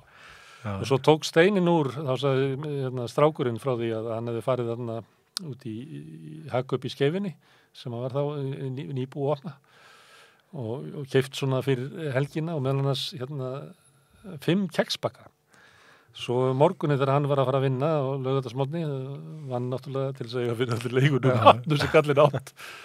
Þá fór hann fram í eldhús og þá var kallinn að éta keks og hann opnaði skápinn og sá að kallinn hafði étið alla 5 keksbakkana.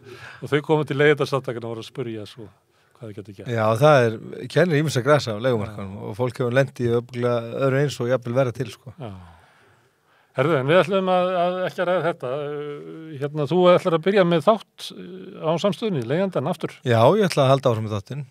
Ég ætla að byrja núna morgun og vera fram á sumar, svona bara eins og þrek og heilsa leifi til. Og þetta er fantagóð þættir að þér. Já, þetta gott svona bókasafn sem búin að myndast upp af þekkingu og þetta hefur náttúrulega hjálpað mér fyrst og fremst, þetta búin að vera lærdómi fyrir mig, bara eins og setjast bara á skólabekk og hlusta á fólk sem að þekkir þetta miklu betur en ég. Og ég hef haft gæfu af að geta dregið vitneskju úr öllu þessu fólki og það hefur gefið sér tíma. Ekki bara hérna á Íslandi heldur maður geta fylgst með baráttu leigjenda út í heiminn? Já, mér finnst það mikilvægt fyrir baráttu leigjenda hérna á Íslandi að sýna fram á bæði hvernig hagsmunabaráttu leigjenda er rekin í öðru löndum og líka bara hvernig regluverki hvernig umhorfsmörkuðum og hvernig fasteignamarkaðir eru í öðrum löndum, bara til þess að við getum ekki endalaust vera rýnið það hvort þetta sé betri í dag en í gær hérna heima. Það er bara alls ekki gott viðmið, eins og við þekkjum bara og höfum verið að rekja hérna eins og þáttum, að það er ekki sérstaklega gott viðmið að miða við einhverja breytingar eða í svona nýrri sögu hérna á Íslandi til þess að skilja ástandið og hvort að hlutirnir eigi að vera svona hinsegin. Það er miklu meiri lærdóm fólkin í því að kíkja á hvernig þetta er í löndunum kringum okkur, þar sem eru þroskaðir, nú tala ég bara um leigumarkaðin, það eru þroskaðir leigumarkaðir sem hafa verið við lýði kannski upp undir heila öld og það er verið að setja regluverka ennþá og að vera að breyta regluverki á leigumarkaðinum og hérna verðast menn forðast aðeins og heitan eldin og telja það sé eitthvað ægilegt verk djöfursins og muni skaða íslenskt samfélag, ég bara sé það ekki. Það eru hvernig fólk til að fylgjast með leigjendanum, þú dreifir því á Facebook og YouTube og Já, svo sannarlega. Og komaði yfir á podcast. Já, við ætlum að setja þetta inn á Spotify líka og að þetta er náttúrulega fyrst og fremst náttúrulega sögur sem eru sagðar. Þó að verði líka í og með svona línuritt og upplýsingar hvað er að gerast hjá leigjendum annar staðar. Þátturinn verður byggður þannig upp að þetta verða stættum hluta til viðtöl við fólk sem að kemur þá einhvern veginn að leigumarkaðnum, bæði leigjendur, fólk í leigjendasamtökum annar staðar í heiminum, fólk sem er að berjast fyrir hagsmunum þeirra sem eru á leigumarkaði, hvað sem er beint fyrir þá sem leigjendur eða fyrir fátækt fólk eða fyrir þá sem annars bera skarðan hlut á leigumarkaðnum og þá sem eru að sinna svona stefnumörkun fyrir húsnæðismarkaði annars staðar og hérna heima og svo ætlum við að flytja fréttir af hagsmunabaráttu leigjenda sem er mjög gróskumikil víða í heiminum. Leigjendur eru í fréttum dagsins að því að svona, mjög heitt ágreiningsmál milli Eflingar og Forkólfa í öðrum verkalýðsfélögum krafa Eflingar 15.000 króna framfærslu uppbót vegna þess að hér sé húsnæðiskostnaður hærri en annars þar. Hvernig þetta þig? Já, ég hef verið að fylgjast með þessu og þetta er líka eitthvað sem við sáum fyrir bara í sumar þegar við fórum að ræða innan samtakana komandi kjarabaráttu. Þá sáum við fyrir að það þyrfti með einhverjum hætti að bregðast við háum húsnæðiskostnaði hérna á höfuðborgarsvæðinu hérna á suðvestrótinu. Þetta nær náttúrulega líka eitthvað aðeins út fyrir höfuðborgarsvæði þó vandið sé vestu þar. Við sáum það. Nei, þetta nær kannski ekki með þeim hætti eins og hérna í Reykjavík þó að húsaleiga á stöðum eins og Selfossi, Reykjanesbæ og Akranesi hafi farið mjög hækkandi. Hækka hraðar þá eru ennþá lægri heldur en þetta láglauna fólk að flýja Reykjavík og höfuðborgarsvæðið upp á Akranes, austur á Selfoss eða Hveragerði og út á Suðurnesin. Já, hún er töluvert lægri en við sáum það alveg fyrir að þarf að bregðast við þessu með einhverjum hætti vegna þess að það hefur dregið mjög í sundur með húsaleigu og launum.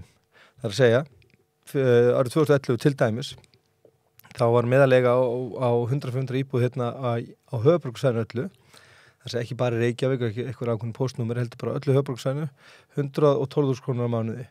Og þá voru lágmarkslaun á því ári, ég held að það verið fyrsta ári sem það voru bara samþykkt, lágmarkslaunin, að þá voru þau 221.000. Það er að segja að fór 54% af laununum í að borga húsaleigu fyrir 100 íbúð á höfuðborgarsvæðinu. Í dag er hlutfallið komið í 65%. Það er að segja að það er búið að hækka 11% stig eða 20% þar sem að leiga verið hækka umfram lágmarkslaun. Og við sem er líklega merkið það að allar launahækkanir til lægstlaunafólksins hafa runnið til leigusalans.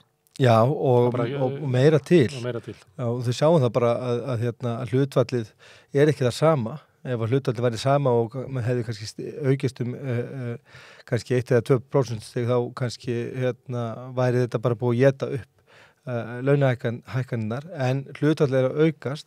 Það er að segja að það er alltaf minna og minna til handana fyrir leigjendur sem eru á leigumarkaði. Og þetta þarf að bregðast við og við höfum alltaf lagt það til frá því að við fórum að taka þátt í þessu samtali hvernig ætti að vera umhás á leigumarkaði, að hér þarf að koma til leiguþak og nú greinum mönnum á hvað þetta þýðir þetta hugtak, leiguþak, leigubremsa, leigufrysting og svo framöndu göttunum. Við munum verða og öll þessi hugtak sem er notuð. Nú það þarf að koma til einhvers konar stýring á því hver húsalegum að vera við upphafi leigutíma.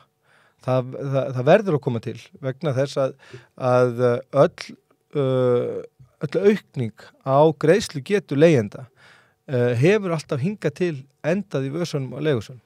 Þannig að það er mjög hætt við því ef það fara að greiða út sérstaklega framfærslu uppbót til þess að greiðin á leigumarkaðin, reiknum til þess að fara inn á leigumarkaðin, eða þá að auka hérna húsnæðisstuðning, að hann ratar beint til leigusalans. Leigusalinu eldsnöggur átt að segja á því hvað hann getur rauninni boðið skjólstæðingu sínum upp á þessum skortmarkaði, meðan það er engin annar valkostur í boði fyrir leigjendur heldur að vera inn á frjálsum einkareknum leigumarkaði. Þá mun leigusalinn alltaf taka það sem hann getur af leigjendunum. Þannig að meðan það er ekki... Hagnaða verðbólga, svo ég vitni nú í að Viljón Hilmarsson sem var inn á. Það er verðhækkanir sem miðast á því að auka hagnað fyrirtækina eins mikið hægt er. Já, það er ástæðan fyrir því að leiga hefur hækkað. Það er ekki vegna þess að kostnaður leigusalans hafi hækkað. Já, og þess vegna, í ljósi þessa, þá teljum við það rétt af verklagshreyfingunni að í rauninni leggjast á áratna með leigjendasamtökunum og krefjast þess að verði sett regluverk leigumarkaðan og settar hömlur á hver upphafsleiga og hækkun svo innan leigusamnings og endurnýjun leigusamninga má vera. Þannig mun húsnæðiskostnaður launafólks lækka sem mun svo skila sér í aukinni neyslu þessara hópa inn í hagkerfið í formi þjónustu og ferðalaga og allt sem þetta heitir sem að eykur lífsgæði fólks og þetta mun ekki kosta atvinnureikendur beint í auknar leigusala. Það geti ekki okkur. Já, þetta mun kosta leigusalana. Leigusalar eru fyrst og fremst braskarar eða fólk sem að kaupa sér, að fjárfesta fyrir sparnaðin sinn. Nú, þetta fólk farið að hegða sér að vissu leyti þannig eins og það þurfi að þrefalda ávöxtun með hvernig hún svona almennt á hlutabréfamörkuðum eða innan bankana. Nú, við teljum þetta bara ekki réttlætanlegt að hér séu eitthvað ákveðin hluti af samfélaginu sem getur komið heilri stétt eða stórum hópi vinnandi fólks í þessa stöðu sem hún í dag. En þá með segja andmælendur þínir að það má vel vera, Guðmundur, þetta búið að falla að hugsa hjá þér, að það sem gerist með svona inngripi opinbera aðila inn á markaðinn, það drepur markaðinn, þannig það verður minna byggt, það verður færri íbúð sem komin að leigumarkaðinn. Þannig að það verður bara fleira fólk sem verður húsnæðislaust. Þú kannast þessi rök? Ég kannast þessi rök og ég ætla aðeins að komast kemur inn á það rétt eftir. Nú, ríki og sveitafélög, ég vildi bara nefna þetta eitt. Ríki og sveitafélög hafa mörg hver, forsvarsfólk þessara ríkis og sveitafélög hafa margir hverju komið fram á vettvanginu og tala niður hugmyndur einhvers konar leiguþak eða verðstýringu. Nú, húsnæðisbætur eru í eðli sínu inngrip inn í verðmyndun á leigumarkaði. Það er verið að hjálpa leigjendum við að borga hærri leigu. Okurleigu. Já. Það er verið að stuðlað okurleigu. Það er verið að stuðlað okurleigu. Þannig að þessi hugmyndum að það megi alls ekki grípa inn í þetta markasamkomulag, viðskiptasamband leigjandans og leigusalans með einum hætti, það er verið að gera það og það er að kosta ríkið 11 milljarða á ári. Og annað þegar styrku til okrarina. Þetta er bara að vera niðurgreiða fjárfestingar þessar fólk sem eru leigusalar. Og svo annað, þegar að sveitafélög, bæjarstjórar og borgarstjórar hafna með öllu að sé sett eitthvað leiguþak á leigumarkaðin. Það er að segja, þeir vilja ekki að leigjendur njóti þess að það sé einhver efri mörk á því hvað þeir geti borgað inn á þennan almenna leigumarkað. Á sama tíma setja sveitafélögin sér sjálf efri mörk í þáttöku sinni innan á markað með því að festa hámars upphæðir við húsnæðistuðning við ykkur á krónutölu, algjörlega óháð því hvert leiguverðið er. Þannig að þannig er þeir sjálfur búin að setja sér þak á sína þáttöku innan þessu markaði en vilja hins vera leigjendur séu undir hælnum á leigusölum og þeirra sjálftöku. Sveitafélagin ætla ekki að taka þátt í því. Þau vil ekki taka þátt í sjálftökunni, þau setja sér efri mörk, segja hér getum við borgað ykkur þennan stuðning og ekki krónu meir. Alveg saman átt að leigan hækki 100.000. Hún hækkar ekki, stuðningur okkar hækkar ekki. Þannig að þessar hugmyndir inngripum verðmyndun og leigumarkaði sé eitthvað neikvætt. Það er verið að gera það. Það er verið að gera á þeim endanum til þess að gagnast leigusalanum. Og svo þetta að leiguþak sé eitthvað að hefði illa. Sveitafélögur eru með þak á þáttöku sinni inn á almenn leigumarkað. Og ég skil ekki okkur að það má ekki bjóða leigjendum að taka þátt í því að vera undir slíku þaki sjálfur. Og ég bara skil ekki þegar menn koma fram með svona hugsanir og eins og þú voru nefnt sjálfur að þá er ótrúlega sorglegt að horfa upp á fjölmiðlamenn trekk í trekk, taka við þessum boðskap frá fulltrúum sveitafélaga og ríkis og tala niður svona hugtök skaðsemi leiguþaks. Já og þetta frægur frasi að ekki hafi eyðilagt borgir Vesturlanda meira nema kannski undanskilið Sprengjuárás. Þetta eru svona ummæli nasista í seinni stríðinu nema leiguþak. Já, þetta eru svona vinsæl ummæli svona eldri mennskellinga. Þetta er svona dæmigert svoleiðis svona eldri mennskellingar, hverju eru það? Já, þetta eru svona sem eru svona farnir að taka þátt í pólitísku starfi inn á menntaskólana 18, 19, 20 ára gamlir. Þetta er svona, ég man eftir þessum frösum þessum skólafélögum mínum sem að... En þeir sem andmæla þessu segja að leiguþak muni draga úr framboð og leiguhúsnæði. Já, þetta þessi mikla mantra sem hefur verið viðhaldið í óratíma. Það var nú þannig í kringum í fyrra stríðinu þá settu mörg lönd á leiguþak til þess að koma veg fyrir það að fjárfestar getur hagnast á ástandi á húsnæðismarkaði í stríðinu. Þetta var svo ennþá útbreiddara í seinna stríðinu og þetta voru leiguþök þar sem var skrifað inn í lögin hver leigan mætti vera og hún gæti ekkert breyst. Nú menn fóru að svona vindóna þessu á 7. og 7. áratugnum og fóru að setja inn í þessi leiguþök heimildir til hækkana við endurnýjun leigusamninga og svo núna á 10. áratugnum þá fóru að birtast svona regluverk þar sem þessi leiguþök voru ennþá til staðar nema að þá voru heimildir setta fram til þess að hækka leigu á leigutímanum, það segja einu svona ári en í flestum þessu löndum flestum ef ekki öllum þessu löndum sem við erum að skoða sem hafa verið með leiguþök og hafa reynslu af því þetta eru allt blómleg markaðshagkerfi sem við lítum öll til Norðurlöndin og öll Vestur-Evrópa nánast eins og leggur sig þannig að við getum ekki alltaf sagt að slegið þessu fram að það muni ríkja einhverja hörmungar ef að tilkomi leiguþak það hefur verið við líði á ýmsum útfærslum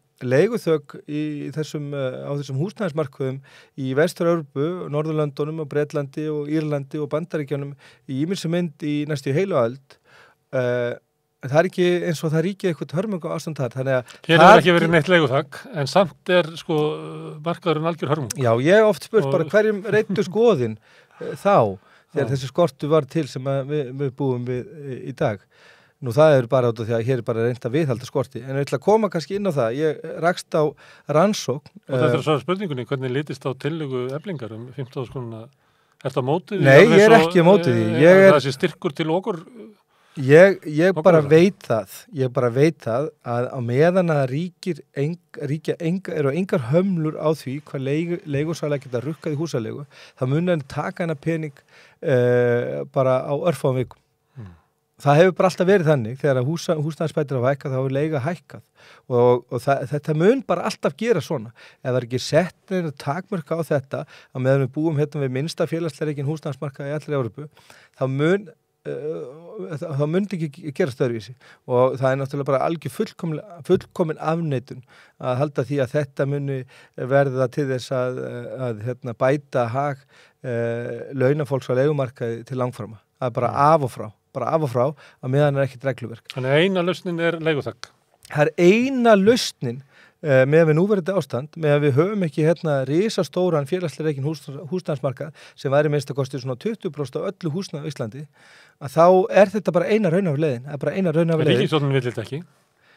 Nei, en í orði kveðnu talar hún hagkvæmt húsnæði og félagslega reikin húsnæði og óhagnadrifið. Hún vill ekki leiguþak? Nei, vill ekki leiguþak, sem kemur á óvart vegna þess að það kemur fram í rannsókn sem að ég komst núna nýlega í, sem að var framkvæmd af London School of Economics, sem er nú ekki sérstaklega vinstri sinnaður háskóli, og af konu sem heitir Kristín Whitehead sem prófessor. Það hefur nú verið prófessor þar sem er svolítið vinstri sinnaður, anarkistar.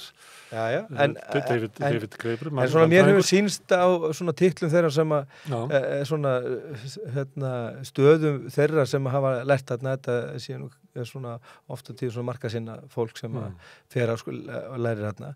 Nema þessi kona, hún er prófessor emeritus í háskólanum og hefur rannsakað húsnæðismarkað og sérstaklega regluverk tengt leigumarkaði í áratugi og hún kynnti niðurstöður þessar áratugu löngur rannsóknar sinna og vinni við að skoða þessa markaði á ráðstöfnu í Barcelona núna í haust og þar fullir hún bara í svona síðasta erindi sínu að það séu engar vísbendingar það að það reglur sem hafa verið settar á evrópskum húsaleigumörkuðum undanfarin ár eða áratug hafi lagt fjárfesta til þess að taka þátt í að byggja upp húsnæði fyrir fólk.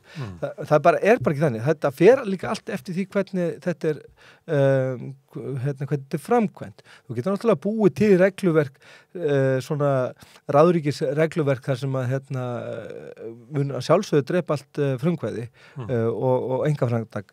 En það er enginn að gera það. Það er enginn að... Ekki síðan í New York þarna... Já, 1968... Já, það er svona þessi gríla sem er mikið notuð. Þannig að það eru enga vísbendingur það að svona vel útvart leiguþak með innbyggri heimildum til vísutölu tengdra hækkana. Það hefur hins vegar þau áhrif það er búið rannsaka og það er staðfest að það hefur þau áhrif að það fækkar bröskurum á leigumarkaði og þeir fjárfestar sem eru nú húsnæðismarkaði til langtíma sem að vilja stöðuga og öruga ávöxtun á fjárfestingar sínar þeir koma í frekari mæli vegna þess að þeir vilja fyrirsjáanleika, vilja vita hvað þeir eru að fara út í Ólafur Margeirsson, hagfræðingur sem að starfar hjá fasteignafélagi í Sviss, hann hefur talað þetta út frá leigubremsu, að það sé auki vilja langtíma fjárfesta til að fara inn á leigumarkaðinn, að losna við braskarana sem að flýja það. Já. Hann hefur andmælt alltaf leiguþaki já, og stundum harðlega. Hvað er en svo heyrði hann eins og segja leiguþak sem er ekki tímabundið. Það er eins og hann væri byrjað út á ástandin sem er byrjað að opna fyrir það að mögulega vera hægt að setja leiguþak tímabundið. Já, leiguþak, flest þessu lönd sem eru með þetta rent control, þetta kallum fyrsta, önnur og þriðja kynslóð rent control sem eru bara regluverk á leigumarkaði.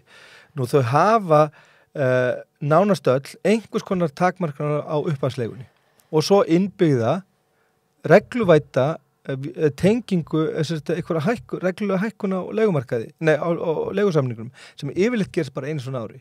Hún er annað hvort ákveðin af stjórnvöldum eða þá tengd einhverjum hagrænum þáttum í samfélaginu eins og launavísitölu, verðlagsþróun en oftast er hún ákveðin af stjórnvöldum. Oftar er reynda þannig að leigusalinn getur hækkað eða hann getur sýnt fram á kostnað eins og að þurft að skipta gólfefni eða byggja yfir svalirnar eða eitthvað. Það er eiginlega allstaðar. Það er eiginlega allstaðar þannig að ef að leigusalinn er að viðhalda fasteigninni, er að skipta gólfefni eins og segir, að þá fær hann heimildi til þess að hækka húsaleiguna þar sem hann getur fengið þessar fjárfestingar eða þessar umbætur borgari virka ákveði tímabil. Það er yfirleitt allstaðar þannig. Það er gert ráð fyrir því að þetta sé bara skikkanlegt og allir njóti góðs af þessu vegna þess að það er líka þannig eins og kemur fram í rannsókninni eitthvað stóri rannsóknin frá Kristínu Vætætt sem ég er að lesa núna er að svona regluverk eins og leigubremsa eða leiguþak með heimildum til hækkana vegna þess að það eru sett ákveðnar reglur upphafsleiguna það er þak á upphafsleigunni en það er innbyggt í hana heimildi til þess að hækka leiguna eftir ákveðin viðmiðum. Þetta hefur sýnt sig að eykur hagnað leigufélagana yfir langs tíma vegna þess að leigjendur búa miklu lengur í íbúðunum. Það er miklu færri skiptir sem að íbúðunar eru tómar. Það er miklu minni þörf á viðhaldi og Og stöðuleiki á markanum stöðuleiki á markanum minnkar líkur á einhverjum bólum og hrunum þetta eykur hagnað þessara félaga þannig að það er allt gott við þetta og þess vegna segi ég bara við þá sem að allt þetta góða fólk sem er að sinna kjarasamningsgerð núna að íhuga þetta vel og vandlega vegna þess að þetta getur leyst svo margt. Þetta var mikið talað þetta í aðdraganda þessa kjarasamninga, er þið mikið rætt til dæmis hversu illa ríkisstjórnin hafði svikið leigjendur. Þetta verður ekki borðið á þessu síðustu vikur eftir að samningsgerðin fór á fullt, þetta verður varla verið nefnt vegna þess að ég er samfærður það að meiri hluti félagsmanna hjá samtökum atvinnulífsins, þeir sem eru í að þjónusta borgarana með vöru og þjónustu, það er að segja í svona að selja okkur beint einhverja þjónustu eða vörur að sjálfsögðu ég get ekki mynd bara annað en að þeir vilji sjá þessa 90.000 leigjendur 25-8% af öllum heimilum á landinu fái aukið ráðstöfunarfé hver mánaðamót. Það er ekki nú örfáir aðilar sem hagnast á því að halda ástandinu eins og það í dag. Það eru stóru leigufélögin og það eru svona braskarar, byggingaverktakar og fasteignafélög sem vilja halda ástandinu svona. Þetta eru örfáir aðilar sem eru að hagnast á þessu. Við hinn öll erum að líða fyrir þetta og ekki bara leigjendur, heldur líka hagkerfið okkar, allt saman. Við lama raunverulega kaupgetu 30.000 heimila. Bara nákvæmlega þannig. Og þetta er bara, leigumarkar á ekki að vera einhver líknadeild fyrir leigjendur. Það er bara á ekki að vera þannig. Hvað sér þau?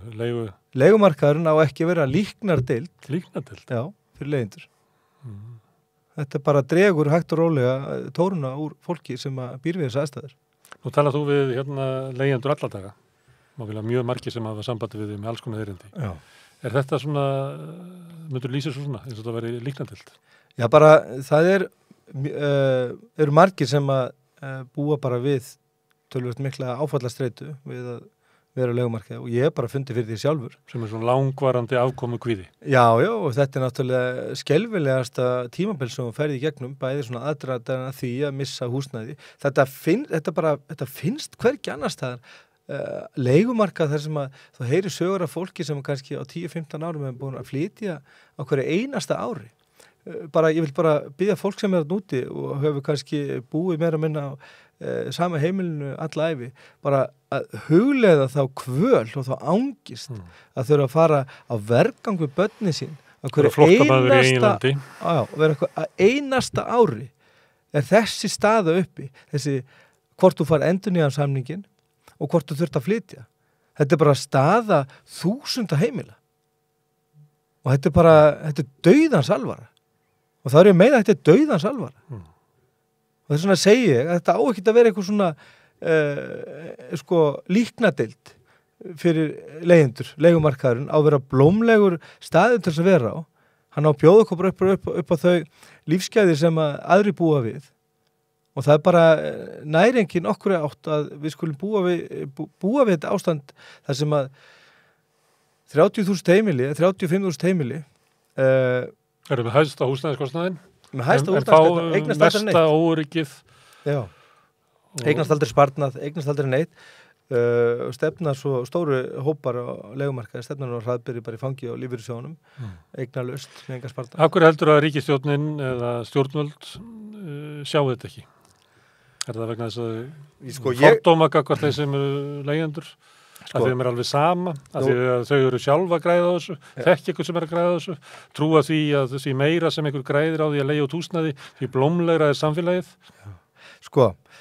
Ég hef búin að spurja fullt af fólki, bæði fólk sem er í hagsmunagæslu víða í samfélaginu og fólk sem er í stjórnmálum, vin og kunnungja og bara þar sem að ég veit að er að fylgjast með að það er eitt svar sem að kemur eiginlega alltaf upp að hvað sem er lagt til þess að milda ástandi á leigumarkaðnum að það kemur alltaf upp oftast strax að það stoppi alltaf á sjálfstæðisflokknum að það er eiginlega svona sammert með öllum viðbröðum þeirra sem ég tala við sem að hafa eitthvað og þekkja eitthvað til. Ég held að það komið fram að þið gerðu könnun á því hvort að fólk vildi leigubrems og leiguþak, afgerandi meirhluti almennings vildi það. Það var bara einn hópur, þetta var jaftu milli kynja, búsetu, tekjuhópa, menntunar, eignastöðu, hvort að fólk var að leigumarka eða ekki, breytti engu, það var allir fylgjandi þessu. Það var bara að sjá einn hóp sem var ansnúin þessu. Það var ríkari vilji meðal kjósenda Sjálfstæðisflokksins að hafa ekki leigubremsu. Já, ég skil þetta ekki að þetta gagnast ekki svona hennum almenna sjálfstæðismanni sem er í rekstri hvort hann er pípari eða rekkur hreinsun eða hvað sem hann gerir. Þetta gagnast honum ekki. Það gagnast honum ekki að það séu 30-40.000 heimili þarna úti sem get ekki versla við hann. Þetta er þá eitthvað þjónkun við yfirvaldið í þessum flokkum. Einhvers konar svona ræningadirkun. Ég trú að því náttúrulega markaðurinn kom alltaf með bestu lausnina. Já, hann gerir það ekki. Öll inngripin í markaðin séu slæm. Ja, það er verið að niðurgreiða. Það er verið að grípa inn í markaðin. Það er verið að setja 10-11 milljarða af almannafé inn á leigumarkaðin til þess að gera matasískinunum kleift að hækka húsaleguna. Þannig að Bjarni Ben, hann hefur ákveðið að taka 10-11 milljarða í stæðan fyrir að fara með hennar í heilbrigðiskerfið, sem ég hef nú þurft að nota svolítið helgina. Að byggja upp félagslegt húsnæði? Já, það byggja félagslegt húsnæði, til dæmis. Það verður að byggja... Þá fer hann með peningana til matasískinu? Já, það verður að byggja 300 íbúður fyrir húsnæðisstuðning stjórnvalda á hverju einasta ári. Fyrir eftir átri?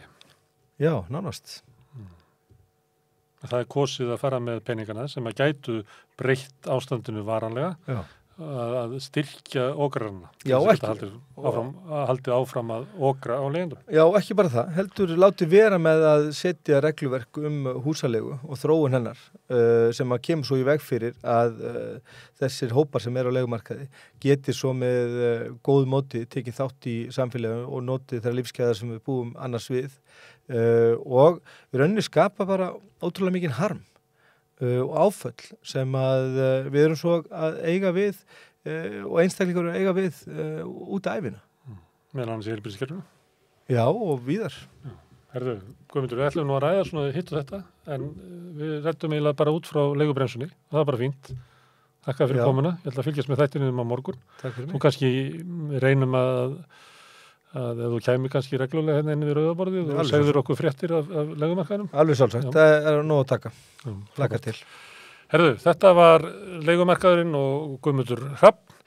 Núna hérna á eftir ætlar María Pétursdóttir að setjast hérna í stólinn og ræða við Berglindi Ósk sem að má eiginlega segja að hafi gert allt vitlaust fyrir jólin með því að skrifa kúltúrbörn. Það eru afkomendur listafólks sem á svona greiðari leið inn í listaheiminn hefur sterkari rödd og kannski ekki síður þá sem ekki hafa slíka rödd sem að þurfa að sækja hana. Það er alltaf spjallum þetta hérna rétt á eftir María og Berglind Ósk eftir augnablik.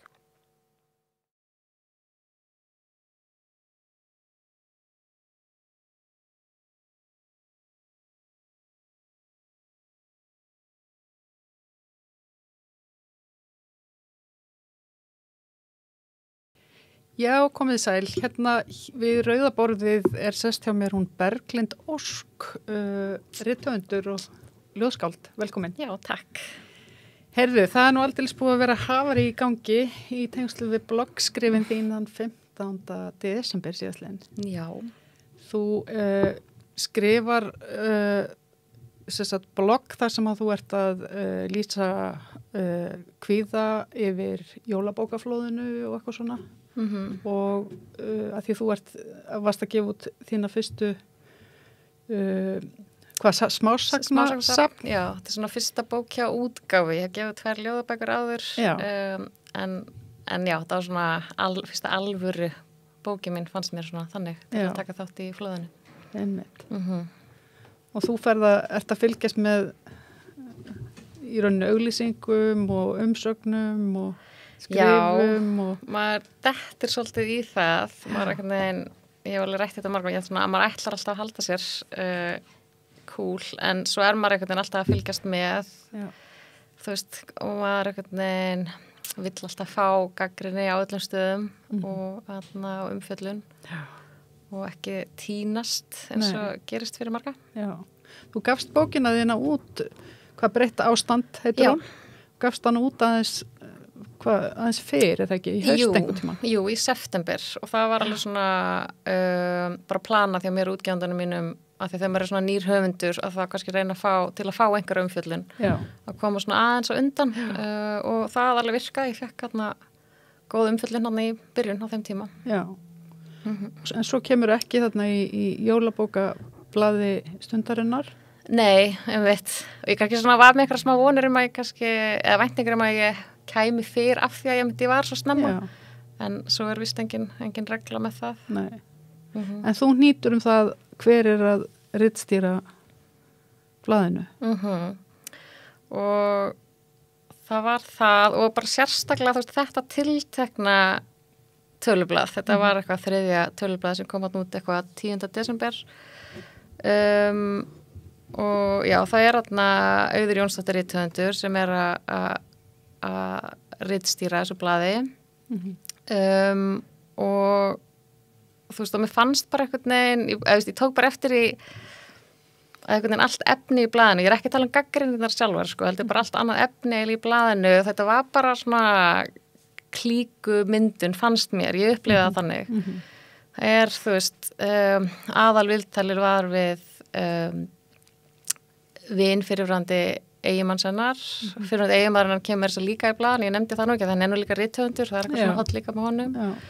Og það þarna viðtal við Halldór teiknari. Já, Halldór teiknara og þarna og ég veit ekki, það alveg að það var ástæði fyrir okkur að hann byrtist, mér var bara svona pingu eitthvað spes að hann var með aðal plassi í blaðinu, þú veist þarna, að því allavega þú veist, hafði ekki heyrt svo bók, en þú veist, já, gott og vel svo var hér svona hitt viðtalið, það alltaf 2 viðtöl í þessum blöðum, var við þess að syni Ragnar Helga Ólafsson og bróður hann sem eru synir svona frægsfólks úr útgáfubransanum svo hefur Kamila Einarsdóttir verið með þessu innslög og hún sem sagt, þú veist, dóttir Einar Kárasonar og bara hliðin á hennar innslagi akkurat svona eitthvað svona bókakokteil og það var akkurat verið eitthvað svona vísa í karakter úr sögu pappinar og þú veist, og ég svona sló mig svolítið eitthvað en svona þar maður að þekka eitthvað eða koma af einhverju fólki til að komast inn í hennan heim þannig að það var svona það sem ég lagði upp með að gagnrýna sko. Já, og þú ert ekkit í þessum í rauninni, þessu bloggiðinu þú ert ekki að gagnrýna auði sem rithöfund á nokkurn hátt eða neitt slíkt eða... Nei, en ég svona hendiði fram þessu kúltúrbarna hugtaki af því að sem svona vissanhátt eins og Nebo Babies en samt kannski líka meira svona bara menningartengt og mér langaði svolítið bara varpa ljósi bara á þau, þú veist, bara forréttindi sem fólk hefur þegar það kemur af listamönnum eða af menningarheimilum og já, og þú veist, ég tiltölulega ný í þessum heimi, þú veist, ég fór í ritlist 2019 gaf fyrst út ljóðabók 2016 og fann þá líka bara, þú veist hvað ég þekkti engan og þú veist, náði eitthvað en að geta komast inn þá sko og það hefur, mér hefur alveg fundist funda, því þú veist, ég kem ekki af eitthvað svona menningarheimili og þekkja mynd voða lítið þessi tengsl í listheiminum og svo er maður alltaf eitthvað svona heyra, þú veist, já, þetta er sonur þessara, þetta er dóttir þessara, já, þú veist, barnaband, þú veist, það er alveg ótrúlega svona þegar maður kemur utanfrá og allt í henni fattar maður og sér öll þessi tengsl einhvern veginn og já. Og þetta er náttúrulega bara, sko, þetta er nefnilega óbúslega, minnst þetta mjög áhugaverðum ræð og ég mitt skrifaði fréttasamstöðinu bloggið þitt og kíkti aðeins nánar á þessa grein í Guardian sem þú vísar í, sem mjög áhugaverða því það verið að vísa í rannsókn sem þetta er gerð þar sem að kemur fram að þessi tengslamyndun er í rauninni að aukast í listheiminum þar allavega í landi. Þannig að það var mjög forvindilegt að í rauninni að sjá hvernig þetta er hér sko. Þú veist, maður getur alveg, ég taldi mitt upp svolítið bara til gamans í greini minni sko, tengsl í sko öllum listgreinum á Íslandi. Já, þú veist að við erum með svona, þú veist, Nebo Babies í öllum listgreinum í rauninni og það gerir ekkit, ég menna það er enginn að segja að þetta listafólk sé eitthvað verra listafólk langt þar í frá sko, það er bara það kemur málinn ekkit við, en það hefur startið öllum líkindum þannig að það hefur þetta menninga auðmagn og þú veist og ég veit ekki, mér finnst það bara borðleggjandi að það veitir þeim meiri aðgang en öðrum sem kom utanfrá og þekki ekki neitt og þú veist og það þarf einhvern veginn, ég veit ekki ég hef þekkt að sjálfleika einhvern veginn bara bóka útgáfinu svo stutt tímar verið, þú þarft einhvern veginn að þetta er rosalega mikið klíka, þú veist, þú þarft að þekka eitthvað sem mæli með manni og þú veist, og þau sem fæðast inn í menningafélskap, þeir náttúrulega bara koma með þetta meðfætt og kannski hefur þetta, þú veist, einhverju leiti samt breyst í bókmenntunum í Íslandi með ritlistinni af því þar ertu komið með svona einmitt nýja leið sem þú rauninni getur komist inn í. Já, námsleið sem að kannski var ekki til staðar. Nei, hún er ekki það gömul, svona, ég veit man ekki 10 ára eitthvað svo leys. Já. Og kannski, þú veist, og alveg einhverja klíkur, kannski sem að myndast þaðan, en það allavega enginn sem komin með eitthvað svona mikið vald enn sem komið í bókmyndageranum, sko. Það byggist kannski svolítið en þá þessu eldri En svo er þetta sko spurning sko, hvað er vald líka inn í menningageranum og hvað er að því þetta er svo merkileg umræðurunni þetta menningar auðmagn, það er ekki peningar, þú veist, hvað er valdið? Ok, valdið er kannski nákvæmlega með það sem þú gagnrýnir líka að þarna færa auður í rauninni valdið til þess að ritstýra einhver blaði sem að hver sem hefði ekki fengið og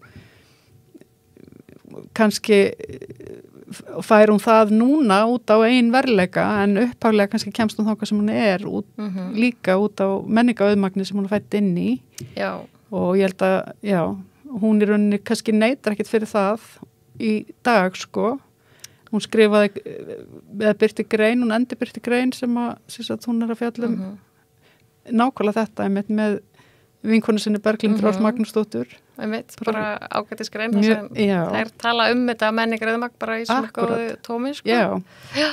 Og Berglindi Rós svona baunar á hana og hún svona kái við oft sko greinilega það er að pæla í svo sín tíma fyrir hvað 3 árum síðan en hún bregst samt ekki svona við fyrst þegar þú skrifar bloggið þitt.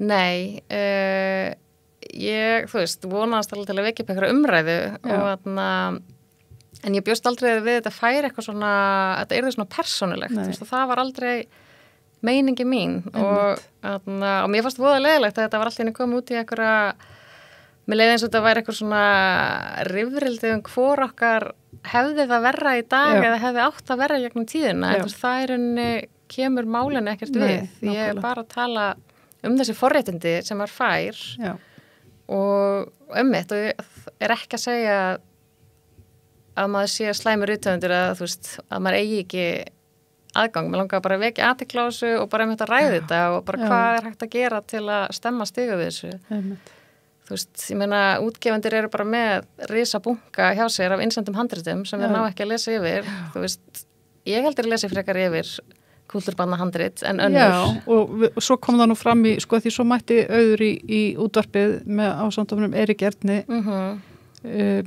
Nordal og þau ræddu þetta aðeins þar og þar einmitt kom fram sko hvort að, eða mér minnir að það verið þar að einmitt hvort að Kamila eða einhver hefði ekki einmitt fengið sko símtalið frá útgefanda áður en hún hafði aldrei gefið neitt út en hann hefði bara eitthvað frétt að hún var að skrifa og og þú veist og mögulega, þú veist, hún var líka eitthvað svona virk á Twitter, skiluru, en ég held að það var líka alveg hjálpað en hún er batterithöfundar, þú veist, bara blanda að því, sko, og þú veist, að fá... Eiríkur er mitt bent á, sko, það er ekkert hver sem er að fara að fá svona símtal frá útgefandanum. Einmitt, ég meina, ég fæ oft bara ekki svör frá útgefandanum, skiluru, þú veist, og hvað þá að sé lesið yfir hjá manni, sko. Þannig að mér staðið mér bara eitt af þessu sem hægt er að gera er að útgefandur sem einmitt hafa verið mjög þögglir í þessari umræði þú veist, hvað geta þeir gert, þú veist, og eru þeir í alvörunni að gera eitthvað til að passa að alla raddir heyrist og fá komast inn þú veist, er ekki svolítið kannski mikil einhæfni í bókmyndum á Íslandi, þú veist, ég veit að við erum lítið samfélag en það er einmitt alveg svona ríkjandi bara svona fagur fræði bókmyndir og þetta er svolítið svona menningar bókmyndir sem kom áfram, þú veist, og svo höfum við glæpasögurnar reyndar. Þú veist, það er voða lítil fjölbreytni í, þú veist, vísindaskaldsögum, fantasíum, hryllingssögum og allt þannig og ég held að, þú veist, þessir eldri fagurfræði höfundar og sérstaklega koma svo menningarheimilum, ég held að þeir myndi aldrei fara eins og í það, því það er eitthvað svona ekki eitthvað svona annars flokks.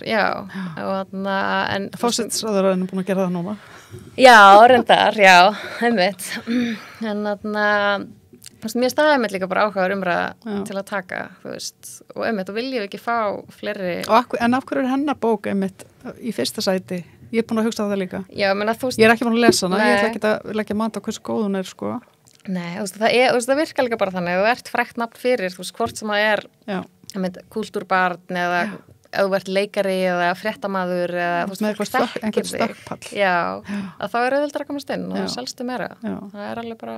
En mér finnst líka mitt áhugavert það sem þú segir í blogginu, sko, þú veist að þú, partur af því að þú ákvaðst að fara að skrifa að þú kemur úr verkmannstétt og þú hefur einhver aðra sögu að segja. Já, og mér finnst það, sko.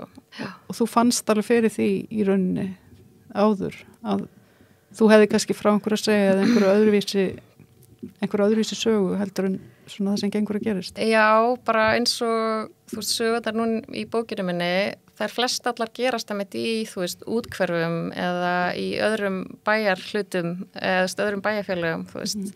Meðan ég held að, þú veist, flestar af þessum menningarlegra bókmenntum gerast í 101 eða 107 eða 105. Ég er alveg upp í Kópavogi og ég man ekki hvers gömul ég var þegar ég vissi, þú veist, hvað Þingholtin voru. Við alltaf að lesa þessi Þingholt í einhverjum bókum, þú veist, það voru ótrúlega margir alltaf eitthvað að leika sér í Þingholtunum. En þú veist, ef maður er einhvern veginn ekki inn í þessari kreðsu eða býr ekki í miðbænum og þú veist, kemur ekki að menningarheimili, þá er þetta, þú veist, ef maður ekkert endilega tengja við þetta. Já, einmitt. Já, þetta svolítið, og það einmitt talað þetta samt líka, sko, varandi einmitt þess að þetta eru öðruvísi og bíómyndirna líka sem að fólk og verkamannstættir að gera eru öðruvísi. Það var tekið viðtal í Guardian einmitt einmitt fólk vill bara sjá hvað hann svaraði, hvað sem hann nú heitir aftur, nú mann ég ekki hvað hann heitir. Leikari og leikstjóri sem fekk að leikstýra einni mynd, Sjómannssonur. Já, ég er svo léleg með nefnilega, ég mynd. Hann fekk að leikstýra einni mynd og hún var náttúrulega bara svolítið röffvandala, sýndi einhvern annan veruleika og hann fekk ekki að leikstýra meira og hann segi bara fólk vill bara tvö brúðkaup og jarðaför. Já, ég veit. Það vill bara eitthvað svona fallegt og væmið. Þannig að þetta skiptir máli og það skiptir máli að sína lífið í rauninni eins og það er. Þannig að og mér finnst það líka og mér finnst líka bara áhugavert að tala stéttaskiptingu á Íslandi af því að þú veist það er stéttaskipting og en það er einhvern veginn ekki mikið rætt. Sko ég fattaði ekki að ég væri úr verkalýðsstétt fyrir en ég las grein eftir hana Ölmu Mjöll á Stundinni. Þú veist ég las hana og allt í henni var ég bara eitthvað já, ég er bara úr verkalýðsstétt einhvern veginn. Þú veist ég hafði bara einhvern veginn ekki pælt í því og mér finnst það svolítið svona eye-opening. Já. Það má sletta. Þetta er rosalega svona ný umræða, þetta náttúrulega var alveg vitað hérna og kannski þeir sem voru alveg stuð, kannski ég vel í kringum 1960-70 sérstaklega sko út á landi upplifa alveg stéttskiptingu og upplifði bæði, ég þekki bæði fólk sem sko kom söður í nám og upplifði sig algjörlega einhvern veginn af annari stétt og öðru sögðahúsi heldur en fólki í borginni en svo var líka bara eins og Akureyri var rosalega fátækt í ákveðnu hverfum þannig að það var stéttskipting bara í bænum sem fólk fann mjög mikið fyrir svo einhvern veginn þetta þakka niður pólitískt og bara stétt með stétt og eitthvað svona og svo er þetta einhvern veginn þessi meðvitund að vakna aftur núna setni ár og mér finnst það einmitt áhugavert og þetta hefur samt, þú veist, millistéttir eru örugglega stækka, þú veist, það er fleiri sem er að fara að mennta sig eins og ég minni fjölskyldu, þú veist, það var ekkert eitthvað endilega bara búist við að færi bara í menntaskóla, skilur ekki bara þannig háskóla, það eru bara margir sem hafa ekki eins og klára menntaskóla en svo er það alveg svona að aukast en svo er það einmitt svona bara næstu kynslóðir og heimurinn einmitt sem maður ólst uppi er svo allt annað en af þessum menntaheimilum og efri stjættum og kultúrheimilum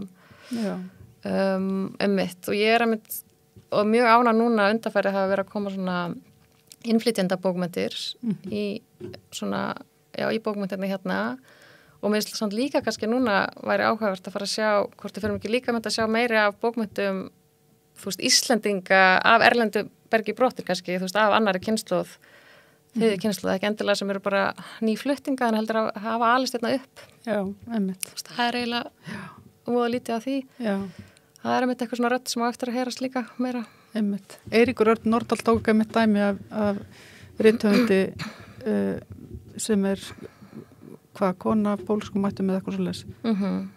Nei, bara pólsku mælandi sko, eða eitthvað svoleiðis. Eða skrifar á öðru tungumáli. Já, einmitt. Og getur á sér enga von með að gefa eitthvað út á Íslandi í rauninni, sko. Nei, einmitt, nokkulega. Þannig einmitt, það alls konar svona vinklar. Það alls konar svona vinklar, já. Einmitt. Já. En þetta var rosalega svona fjöru umræða en samt einhverju leyti sár. Já, algjörlega sko og ég veit ég var alveg harðorð þarna í síðustu bloggpóstunum mínum af því að ég var bara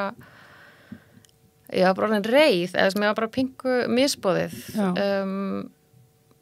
en þú sem betur fyrir ég líka búin að fá skilabóð fullt af fólki bæði sem ég þekki og þekki ekki sem eru búin að vera að hrósa mér fyrir að þora að taka þessu umræðu af því að það greinilega þú veist en það líka, kannski líka það sem var svolítið svona athyglisvert að sjá sko Auður Jóns fær alveg sko örmul af svona eiginlega samúðakveðjum hálfpartinn sem svolítið sérstakt. Já og mér fannst mjög erfitt að sjá sko þennan post sem hún skrifar eftir þetta viðtal í lestinni þar sem hún eitthvað svona rekja sína ævi í rauninni og segja hvað hún var mikið grey. Já. Og þú veist og það eru bara þúsundir manna að læka það og hundruði manna að votta henni samúð og svona óbeint að kalla mig öfundsjúka og svona, og það er mjög ömulegt að lesa það sko og ég veit að þú veist að þetta fólk veit í rauninni ekki hvar umræðans byrjaði, þú veist, bara með gagnrýni á þetta bókablað og bara umræði bara forréttindi sem fólk hefur, þá var hægt að ræða forréttindi, við erum búin að gera það í gegnum þessa kynja umræðu þú veist, karlar er með forréttindi, það þýðir ekki karlar, þú veist, séu slæmir eða eigi ekki erindi, en þú veist, þetta er bara einhver umræða sem þarf að taka þannig að mjög leiðilegt að sjá þetta fara að þangað, sko Og svo hefur stundin heldur ekkit eða svona ritstjóra stundarinnar hafa ekkit í rauninni látið í sér heyra heldur eða hvað? Nei, það er alveg áhugavert að sjá sko hverjir einmitt hafa ekki látið heyra í sér. Þú veist, engir þekktir eða svona rithöfundar nema Eiríkur sem var líka svolítið svona gagnrýndur á neyði og þú veist bara fólk úr bókmennaheiminum, útgáfaheiminum þú veist, það er engin þorir að ræða þetta og ég var alveg fengið skilabóð frá nokkrum sem hafa bara beðið mig að þú segja það ekki, þú veist, því að fólk þorir ekki að tala. Þú veist, og mér finnst það samt bara sína og sanna hvað þessi umræða er það þörf ef þetta er svona hættulegt að tala um þetta, sko. Það er einn rithöfundur sem er undar leikona og rithöfundur sem ég sé að hefur tjáð sig um það svona eitthvað aðeins og það er Steinunn Ólína. Heyrðu, já, reyndar og mér finnst bara frábært hvað hún er búin að vera að segja og það var kannski svona svarið sem ég var að búast við að bara viðurkenna forréttin sín og bara einhvern veginn vera tilbúin að taka á þessu eða þú veist, tala um þetta. Já, og kannski horfast í augu við það kannski er eitthvað athugavert við það rithöfundur í þessu litla samfélagi okkar og svona klíku samfélagi einmitt, ritstýri bókablaði stundarinnar fyrir jólin. Já, þú veist, mér finnst það alveg vera hagsmunaárustur. Það er hagsmunaárustur, myndi ég segja. Einmitt, og ég einmitt svona eiginlega einn kveikinaði líka að skrifa þessari grein. Ég var búin að vera að ræða þetta bara við, þú veist, mína vinni og kærasta og svona og þú veist, og svo sá ég einmitt eitthvað umræða á Facebook, þessi Jakob Bjarnar hjá Vísi var að benda á þessa hagsmunaárustra og þú veist, þetta myndi ekki líðast að það bara í menningunni á Íslandi.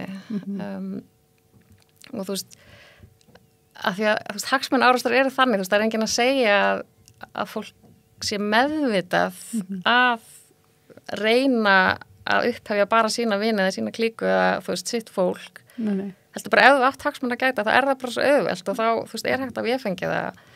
Já, en svo kannski sko eins og þú segir, þetta litla samfélag í Íslandi, kannski er þetta samt ekki bundið við Íslandi vegna þess að sko þetta er kannski svo ríkt, ég held að þetta sé svo ofboðslega tengt menningarheimum, svona litlum menningarkjörnum út allan heim að og við sjáum það í rauninni á umræðinu núna og sem hefur verið á TikTok og er núna verið að ræðum þetta í rauninni og hvernig Hollywood þróast og annað að þú veist, þetta er einhvern veginn tengsla, þetta gengur út á tengslanett. Já, með mitt. Þú veist, og það er einhvern veginn, tengslanetið er alltaf sterkast ef það eru fjölskyldutengsl eða innbyrðis, eða fólk giftist eða einhver svona innbyrðistengsl. Þannig að já, ég held að þú veist, og sömuleit er það kannski óhjákvæmilegt af því þetta er svona í manns eðlinu, líkur sækir líkan heim og allt það. Já, nákvæmlega, ég meni auðvitað maður er alin upp í umhverfi það sem bara sagt mann bara þessi eðlilegt að skrifa sögur, maður er að segja einhverja skemmtilega sögu og foreldrar mann segir bara eitthvað, heyrðu, hvernig skrifar ekki sögum þetta? Þú veist, ég meni auðvitað er það, þú veist, þá leitast maður frekar þangað og þú veist, og maður hefur þessi tengsl, bara kynnist fólki sem í sama geira, þú veist, auðveldar að tala við það, fær mentunina, þú veist, þú byrja að þróa hæfileikana sína í einhverju svona umhverju sem er stimulerandi. Og þú veist, og fólk á ekki að skamma sín fyrir það, skilur, en þetta eru forréttindi, það er bara það sem ég er að segja. Og skipti máli að ávarpa það og gera sér grein fyrir því. Já. Þannig að það sé líka kannski teknar svona upplýstar ákvarðanir hvað á að byrta í hverju má að lefa heyrast eða hvað, af því það er valdið sem fólk fær. Já. Og ég meina svo þegar maður kemur svona utan að þú veist, þá maður gett hrættur þú veist, þetta hafi ekki lesið réttu bækurnar og þú veist og kunni ekki lingóið ég meina, þú veist ég er núna búin að vera að berjast við að venja mig að þágufallsýkinni sem er bara merki stjætt eins og mér hefur bara verið bent á í riðlistinni. Þú veist, ef persóna talar í þágufalli þá bara er það vísun í úr hvað stjætt hún er og alls konar svona, þú veist, sem kannski þessi kúlturbörn, þú veist, bara hluti sem það aldrei þurft að pæli og mér langaði bara að velta þessu upp og þá segja þessa sögu og hvernig þetta er. Og ég meina eina ástæðan fyrir að ég fór í riðlist var til að ná mér í tengslanett, skilur þú veist. Þú veist, auðvitað líka bara til að læra betur að skrifa og þannig, en það var alveg bara stór partur af það líka, þannig að við myndi kynnast einhverju fólki. Hvernig heldur að þessi umræða muni lifa áfram eða er þetta bara svona? Já, ég held það og það er alveg með samt fleiri búnar að vera að taka þetta upp og sem ég veist bara frábært af því að veist, ég er heldur engin sérfræðingur í einhverju menningar auðmagni eða kúltúrbönnum eða neitt sko og það eru margir búin að orða þetta miklu betur en ég hef búin að gera á netinu og þannig að mér finnst það bara frábært já, þannig að ég vona bara þetta ná að halda áfram á málefnilegum nótum, þú veist, og það finnst mér bara frábært en ég er alveg pink og samt hrættum líka, þú veist, fólk eins og ungir rithöfundar og þannig séu núna samt bara hrættir við að segja hvað það finnst af því að þeir geta átt vona á einhverju svona svo einn vinur minn orðaði það bara shitstormi, þú veist. Og mér finnst það mjög leiðilegt, sko. Hefur þér eitthvað verið boðið að hitta auðlit til auðlits í að ræða þetta við hana, sérstaklega? Sko, eftir fyrsta bloggpostu minn og hún svaraði þarna á Facebook já og svo þú veist pikkaði DFF það upp þú veist af hennar Facebook notabenni, ég veit hún hefur líka sagt að ég hef ekkert aðgang að fjölmiðlum en þetta hefur nú alltaf verið pikkað upp af hennar Facebook ekki af blogginu mínu og mér var sérst boðið að koma í hennar lestarþátt og alveg bara fínt að ræða það þegar ég hef líka fengið gagnrýni á að ég hef ekki mætt þar en þá var það fyrst sérst bóðið mér þannig að ég myndi vera að mæta með hlutlisum aðila, þú veist, ekki auði af því þá er það persónulegt. En svo bara rétt áður en ég átt að mæta að þá er bara búið að breyta forsendunum og bara búið að bjóða auði og þá bara afþakkaði. Ég bara var ekki, mér fannst það eitthvað ekki við að hæfi, ég vildi ræða þetta málumálega og kannski meira þess að hef ég ekki átt að, þú veist, vera búið heldur ykkur tveir hlutlisir aðilar. Já.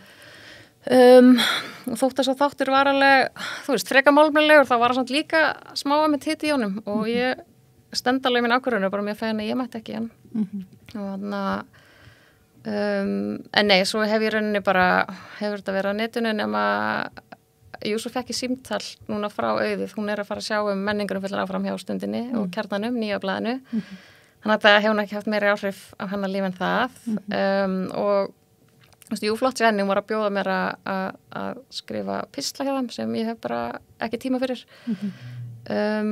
Þannig að gott að vita það allavega hún er greinlega að svona virk að reyna að vanda sig. En þú veist, þetta var samt einhvern veginn ekkert rætt, sko. Nei, einmitt. Já. og þú veist, og persónulega finnst mér samt bara skrýta að hún sé að sjá um þessa menningar umfyllin hjá þessu blaði, sko. En þú veist, Heyrðu, við fylgjumst áfram með, sjáum hvernig, og við hikum ekki við að halda áfram þessari umræðu hér við Rauðaborðið og á samstöðunni. Því við náttúrulega horfum gjarnan með stéttakleruanum á hlutina.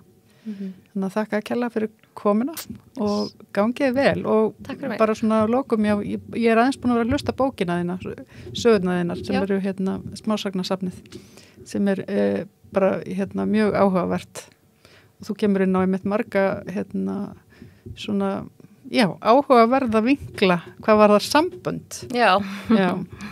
Herðu, takk fyrir þetta. Takk fyrir. Já, þá er Rauðaborðið búið í kvöld. Við verðum hérna aftur annað kvöld, 8:00. Þá ætlum við að halda áfram að ræða verkefnishreyfinguna. Við ætlum að velta því fyrir okkur hvort að sé hægt að ná ASÍ saman, þannig að sé hægt að halda þingið sem að fresta. Þú ætti að vera bara eftir 2 mánuði eða svo. Við ætlum líka að skoða borgarmálin í Reykjavík og við ætlum að fara til Chile þar sem að göturnar loga í óeirðum út af því sem að sumir vilja kalla valdarán. En meira verður ekki við Rauðaborðið í kvöld, sjáumst á morgun. Ég hvet ykkur til þess að aðstoða okkur við að dreifa efni þáttana. Það hjálpar okkur við að byggja upp dreifikerfi stöðurinnar. Þið sem að viljið styðja okkur í því að byggja upp samstöðuna geta gerst félagar í Alþýðufélaginu. Það er gert með því að fara inn á samstöðum.is, þar er hnappur sem heitir skráning og þið geti gerst félagar í Alþýðufélaginu. En ég segi góða nótt.